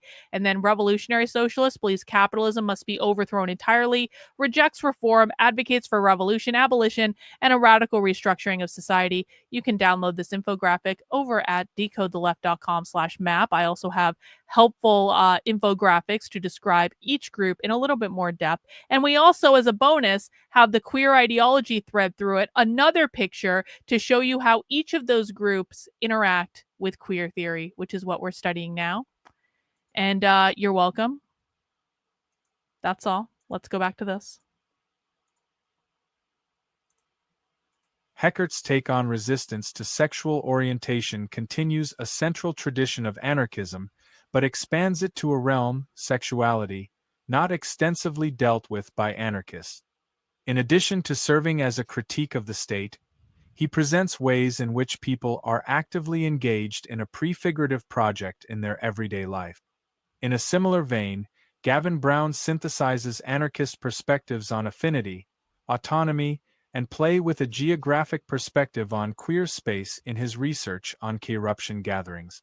The temporary spaces of the gatherings provide opportunities for the creation of a queertopia, through the ways in which they construct a non-hierarchical, ethically aware, sexually positive community and space. Okay, so here are the characteristics of a queertopia space.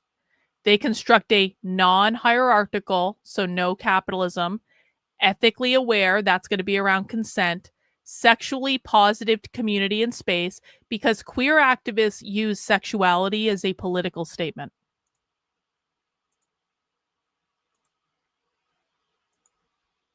The temporary spaces of the gatherings provide opportunities for the creation of a queertopia through the ways in which they construct a non-hierarchical, ethically aware, sexually positive community and space. Furthermore, the gatherings provide opportunities to challenge the social divisions that result from identity politics through providing temporary spaces for the creation of autonomous, affinity-based relationships centered on ethics and mutual respect.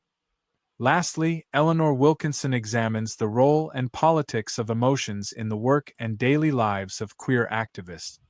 She argues that emotions are often undervalued in how we think about activism, and that a queering of thought on activism involves, among other things, challenging the notion that only certain kinds of emotions are appropriate in certain kinds of spaces.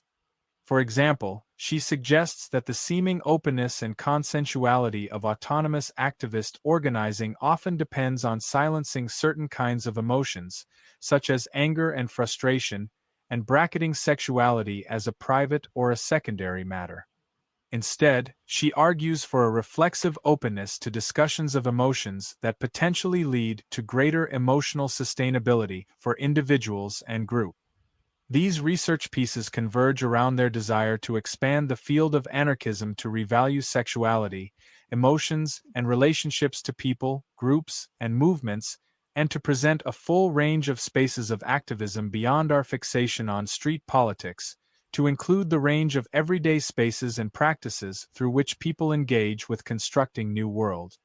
Wilkinson, in particular, goes. When they're talking about constructing these queer spaces, this is important to understand. When they're talking about constructing these queer spaces, this might seem like a small thing, right? Like they're creating a little clubhouse, basically. They're creating a clubhouse in their community where they can all go hang out with their queer friends. But what they're actually doing is they're trying to use these small spaces to figure out what do the social relationships and social dynamics look like when you extrapolate that out to larger society. So it's like we covered the library stuff earlier this week where we went inside a library training for Spy Stream. And one of the things they were talking about in that library training is they kind of perceive the libraries to be like communism. The library is a communist experiment. It's like everyone all has access to the resources of the library. It's available free for the community. The people who are in the library, like they're taking advantage of these resources. It is a collectivized resource. The reason that so many librarians are leftists is because they use the library to try to extrapolate that out to what if the entire world was just like the library and everyone had access to all the resources and you could go in and borrow this and take that and there's no money, there's just this other thing. That's what they're trying to do here, okay? So they're trying to work out what are the social dynamics in this new ecosystem that we're trying to create. Wilkinson, in particular, goes far in considering the complexities and contradictions of such a project.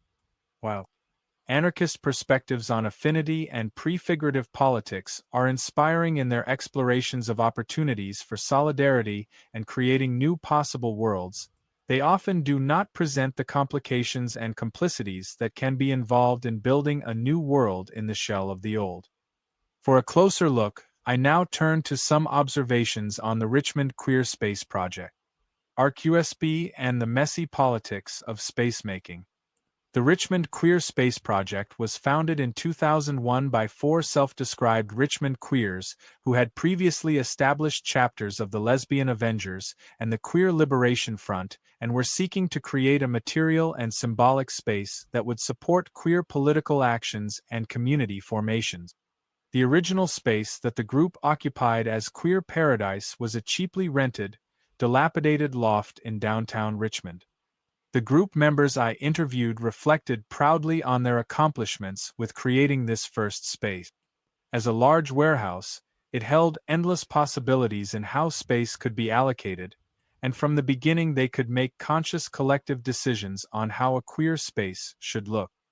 For example, one of the members of the collective used a wheelchair, and the group made a conscious effort to build a space for her that would suit her needs, such as a low door, and that would make others conscious of disability issues.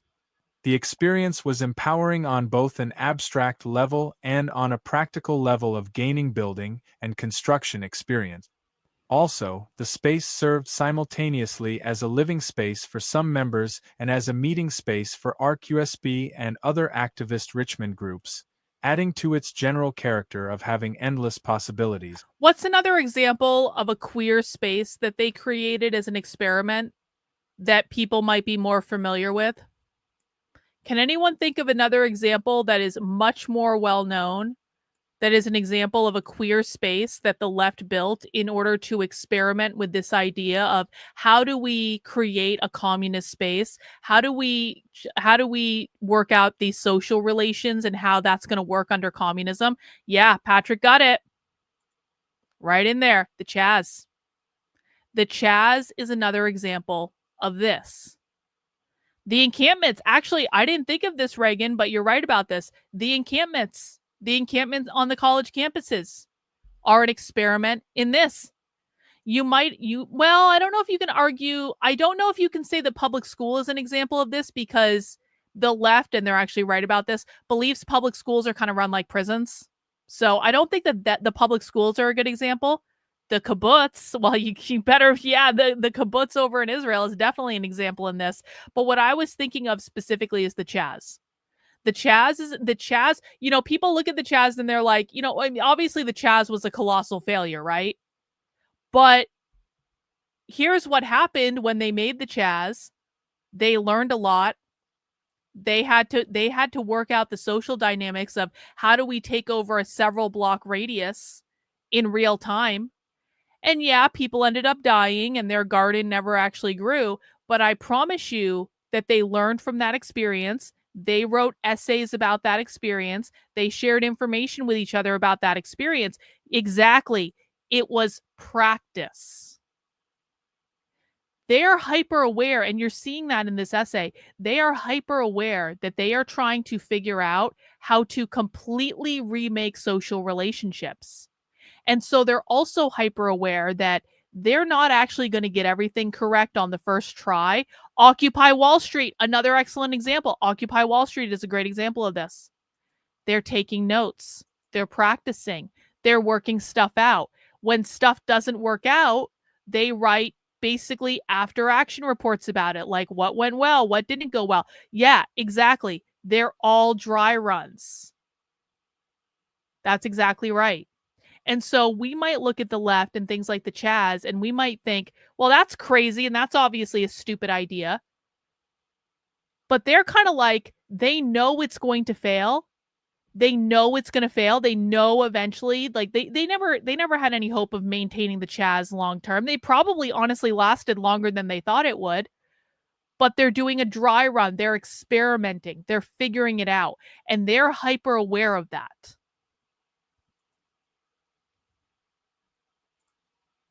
Also, the space served simultaneously as a living space for some members and as a meeting space for RQSB and other activist Richmond groups, adding to its general character of having endless possibilities. The use of this space ended in April 2002 when police and city inspectors condemned the building and gave the residents 2 hours to leave.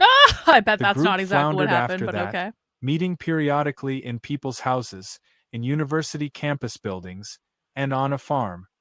Queer Paradise reemerged in November 2002 as a leased office space in a location just a few blocks away from the first space. See, they're even saying this. They're like, we had this first space, And we were kind of figuring out how it worked, and we made sure the person in the wheelchair could have access to everything.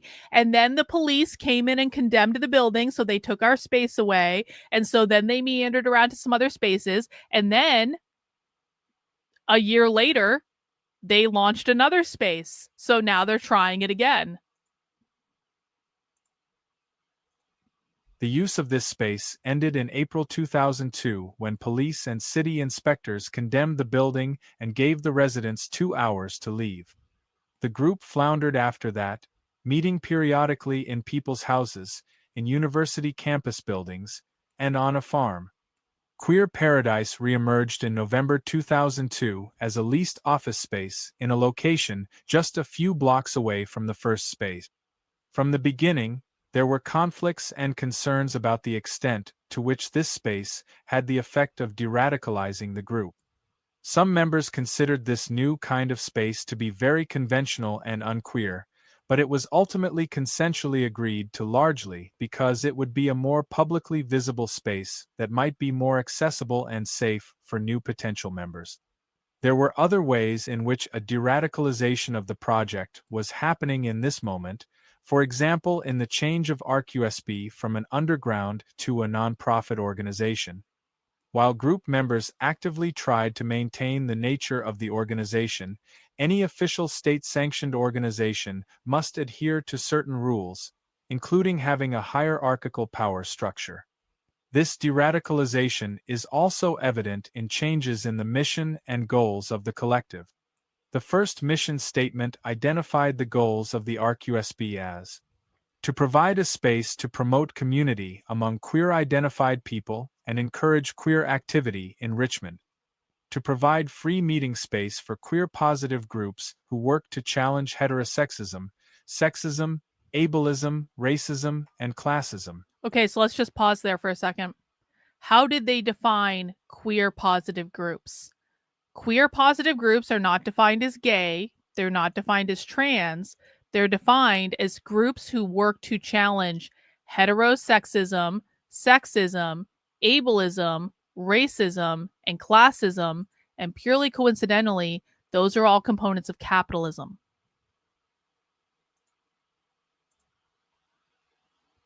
To educate on queer and related issues through pamphlets, speakers, conferences, queer cultural activities, and a lending library. The new, more generalized mission statement associated with the second space was: the Richmond Queer Space Project maintains a queer-friendly space and resource center, promotes queer culture in Richmond, and links queer experience to the wide spectrum of social justice work. This reflects a significant change, from the more radical tone of the first statement to the more generic, inclusive, social justice tone of the second. These changes were not uniformly accepted within the group, and came to a dramatic head in the context of one event in particular. This happened in June 2004, in the context of a rally in opposition to House Bill 751, the so-called Marriage Affirmation Act.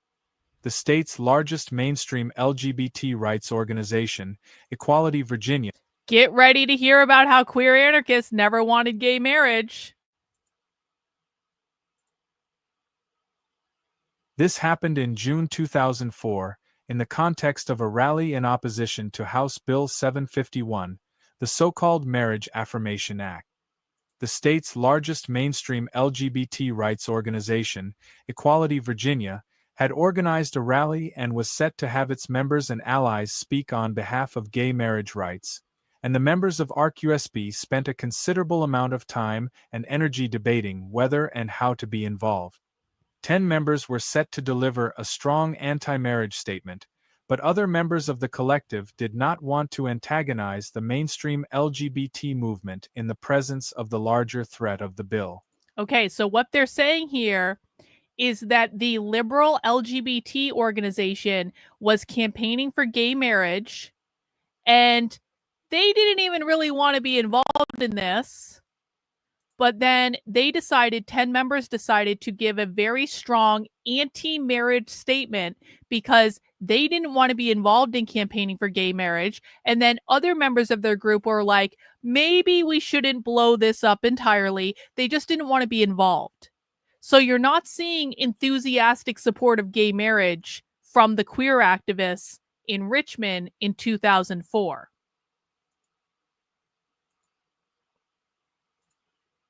They rewrote the speech in a way that could establish a temporary ground of affinity with the LGBT marriage movement, while at the same time including the collective's own beliefs of marriage as a normalizing institution. They believe that marriage is a normalizing institution. That means if gay people get married, that assimilates them to normativity, which is why the queer Marxist didn't support it in the first place.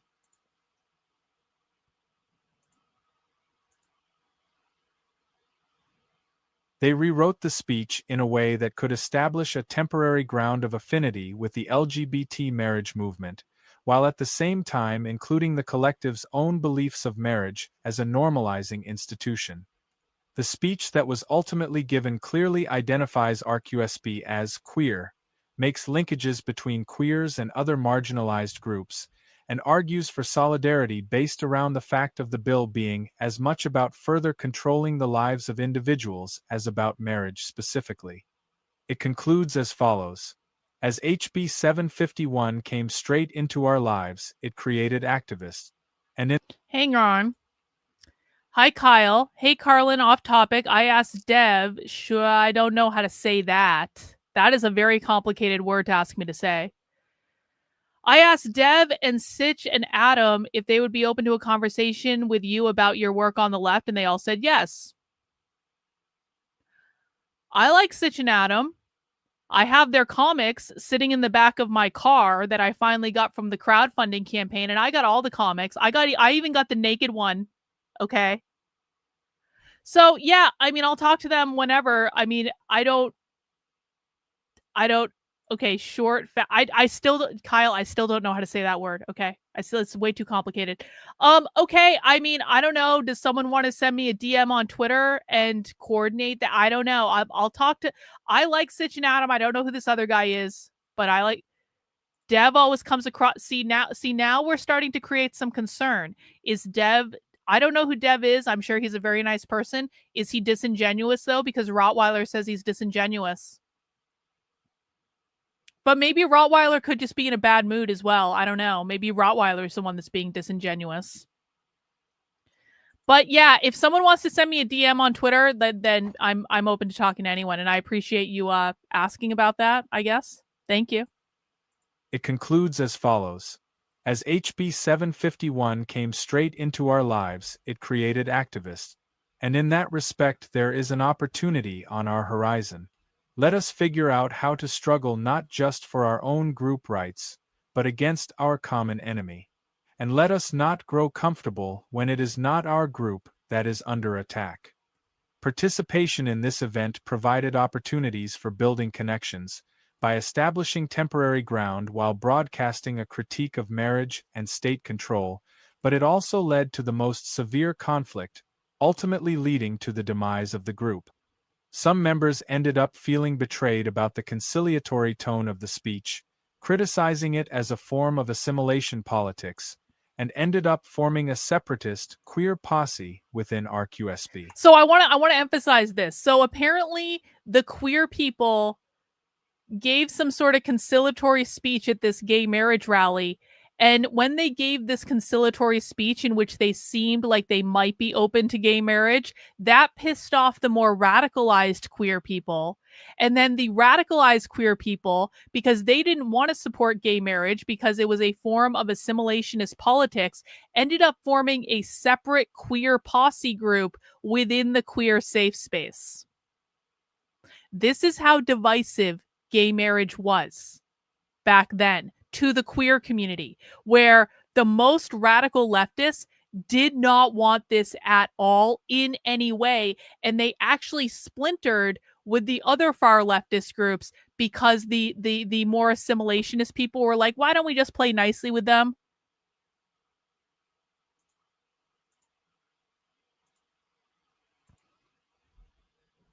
The members who had supported rewriting of the speech were also left with ill feelings about the queer separatists, expressing that their actions were divisive, lacked an ethics of care, and were overly dismissive of the concerns of the LGBT activists. Basically, what ensued was a divisive form of identity politics, of who was queerer than whom, within a project that was consciously attempting to be opposed to identity-based political divisiveness. The split also represented a breakdown in processes of consensus building. The processes of consensus building around participation in this event were time and energy draining, and ultimately unsuccessful. I think this brings up an important question of whether consensus-modeled groups should always have agreement as their goal. Perhaps the irreparable fracture that developed during this moment could have been avoided if members could have agreed to a temporary ideological separation, with the idea that RQSB did not need to have a singular ideological vision. There were other significant sources of conflict that were voiced in my interviews with members of the collective. Age appeared as a divisive issue. One of my interviewees, an older male member of the collective at 30-something, argued that the younger members tended to be more narrowly focused on using RQSB as a platform for carrying out queer activist projects, that the older members were more focused on creating a space and a community, and that those in between often felt stretched in both directions.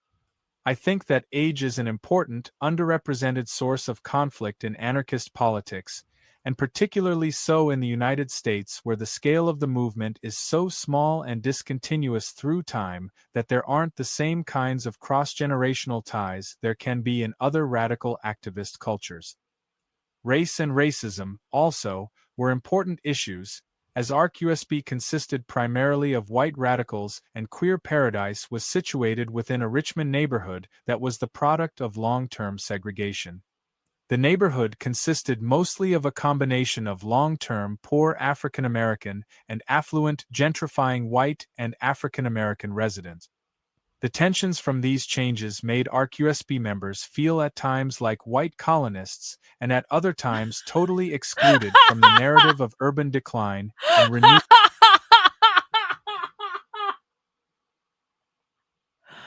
The queer people were mostly white. They were in a black community. Because they were in a black community, they felt like white colonists within that black community. That's hilarious.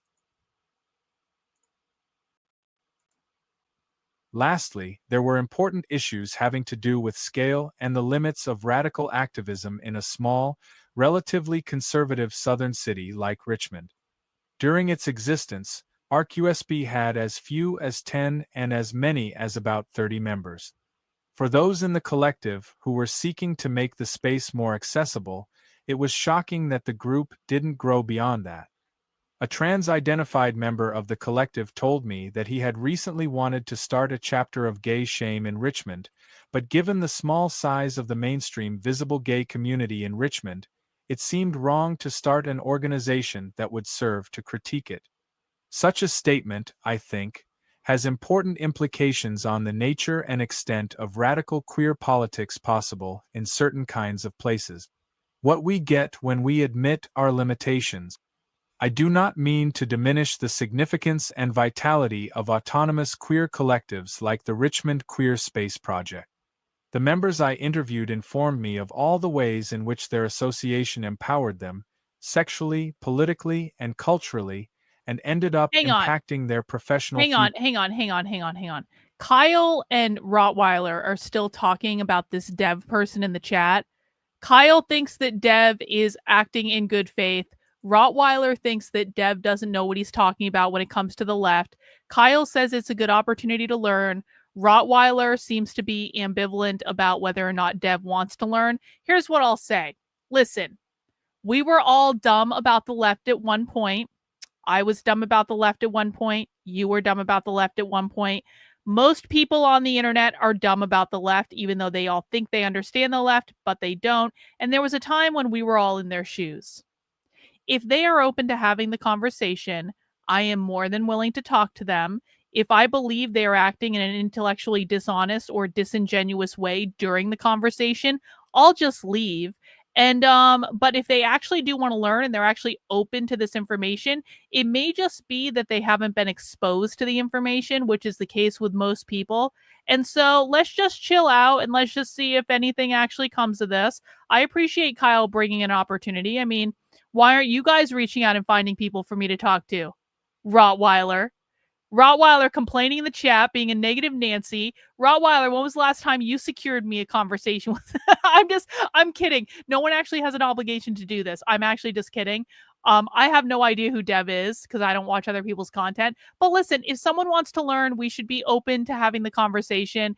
And if we find out in the course of it that they're being intellectually dishonest, we can just disengage. It's not that big of a deal.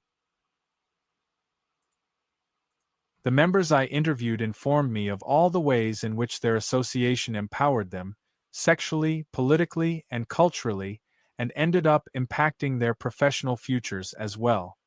My concern has much more to do with how to cultivate longer-term impact and sustainability. I realize that much of the vitality of projects such as ArcUSB is related to their temporariness and the looseness of affinity associations. But among other things, it concerns me that very little queer activism has taken up the role of ArcUSB in Richmond since its demise 4 years ago. I would like to end by suggesting that we So the gay marriage debate quite literally killed off this queer space because it schismed everyone. I would like to end by suggesting that we need to develop a much more extensive knowledge base and practical toolkit for being able to deal with problems when they appear. For one thing, it is tremendously important to appreciate the challenges of trying to build a new world in the shell of the old, the need for all the forms of emotional support and reflexivity that activists and academics alike tend to ignore, and the specific kinds of opportunities and constraints provided by different kinds of spatial contexts. More specifically, in the context of queer anarchist politics, we need to pay more attention to ways in which identity politics is bound to impact us as a part of the sexual world that we currently inhabit, so that we can engage and deal with its divisiveness when it appears. Hang on. I don't have anyone blocked on Twitter. I unblocked everyone on Twitter. I literally unblocked every single person that I've ever blocked on Twitter. The only people that are blocked on Twitter now are people that, since I unblocked over 17,000 people, there have been some people that have come into my replies and continued to be a dick. And so everyone is unblocked on Twitter. So maybe you haven't checked recently, but unless you and or he came into my replies and said something dickish in recent weeks, then everyone should be unblocked. And if that's not the case, let me know.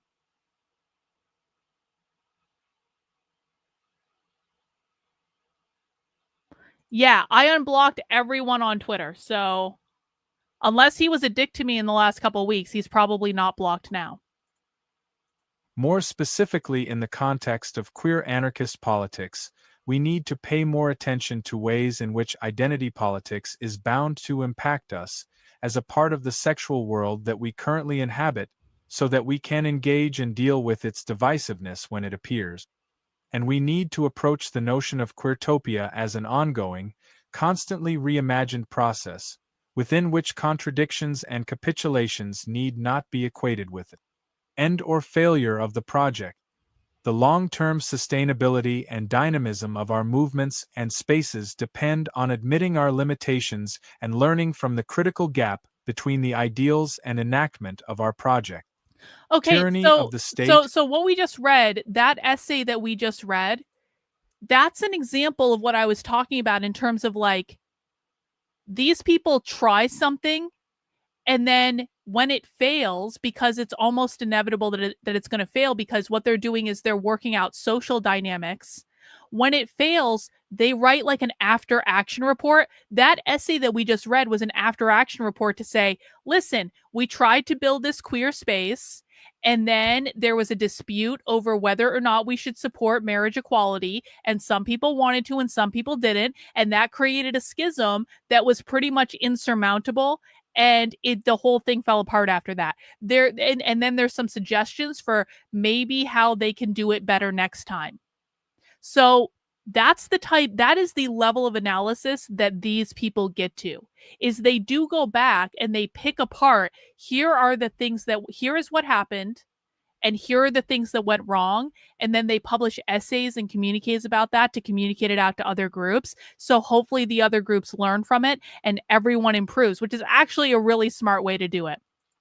Intentionally Blank says that so they don't want identity politics, right? Exactly. They don't want identity politics. They don't want any identity at all. Now, there might be circumstances in which, if it is beneficial to them to engage in identity politics, they will do it for like a short period of time. Like, for example, with the non-binary stuff. Non-binary is an identity. So they're engaging with non-binary right now because they need to give people an alternative to men and women, which is the gender binary. But ultimately, their goal is to get rid of the non-binary label too. So they will use identity when it makes sense for their larger goals as like a transitionary mechanism. But ultimately, they want to get rid of all of it. All right. I think we're good. I think we don't need another essay right now. I feel like 2 essays is like a good episode of the Counter-Revolutionary Book Club. Because like I said, this is a lot. And so we are going to pick up next time with Tyranny of the State and Transliberation. In the PDF, this is going to be on page 61. So we're making some good progress. As a reminder, guys, you can access the Counter-Revolutionary Book Club over on my Substack. That is Karlyn, KARLYN.substack.com. Click on the book club link up the top, and you will get all the back episodes of the book club. I will be uploading this recording as a new episode of the book club. That'll be episode 12. Make sure you're subscribed either to the podcast via Apple Podcasts or Spotify. You can go into each of these episodes and actually find a link. If you want to find it on Apple, Spotify, Pocket Cast, get the RSS feed, just subscribe to it in the Substack app, whatever. Make sure you're subscribed to the Substack. That'll give you notifications and stuff like that. And that is all we have for this episode. So, guys, we will be doing a spy stream tomorrow at 4 p.m. So mark your calendars for that.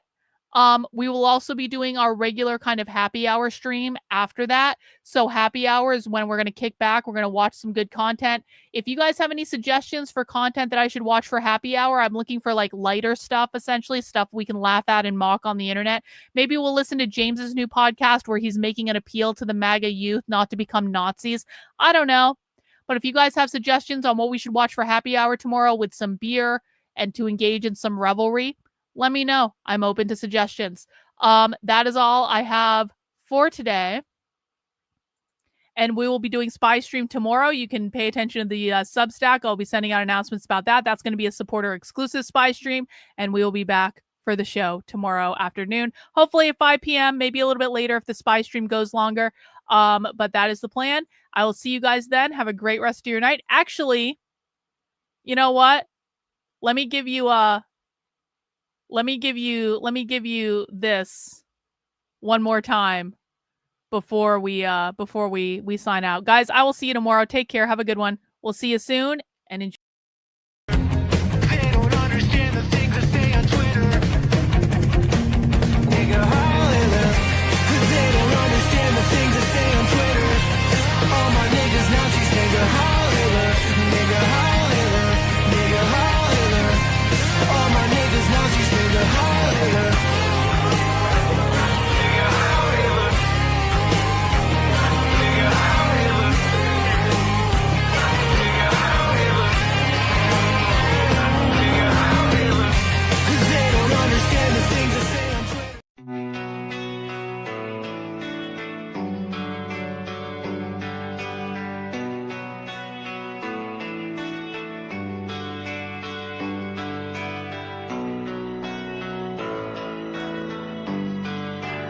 How are you feeling?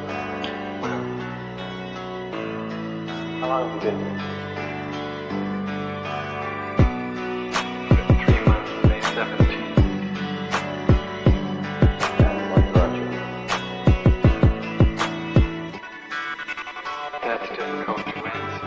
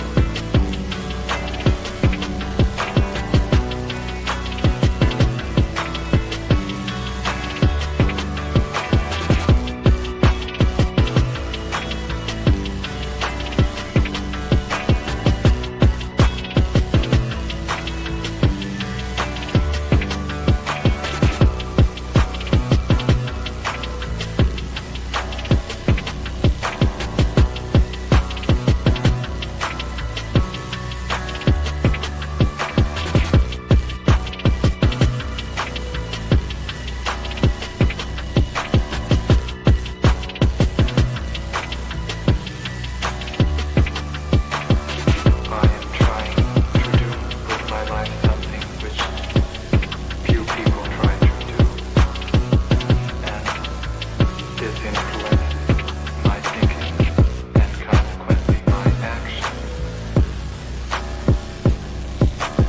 What is it you're trying to do with your life? Play the piano for people. I'm not clear. How is it that playing the piano for people has eventually resulted in your being here in the hospital?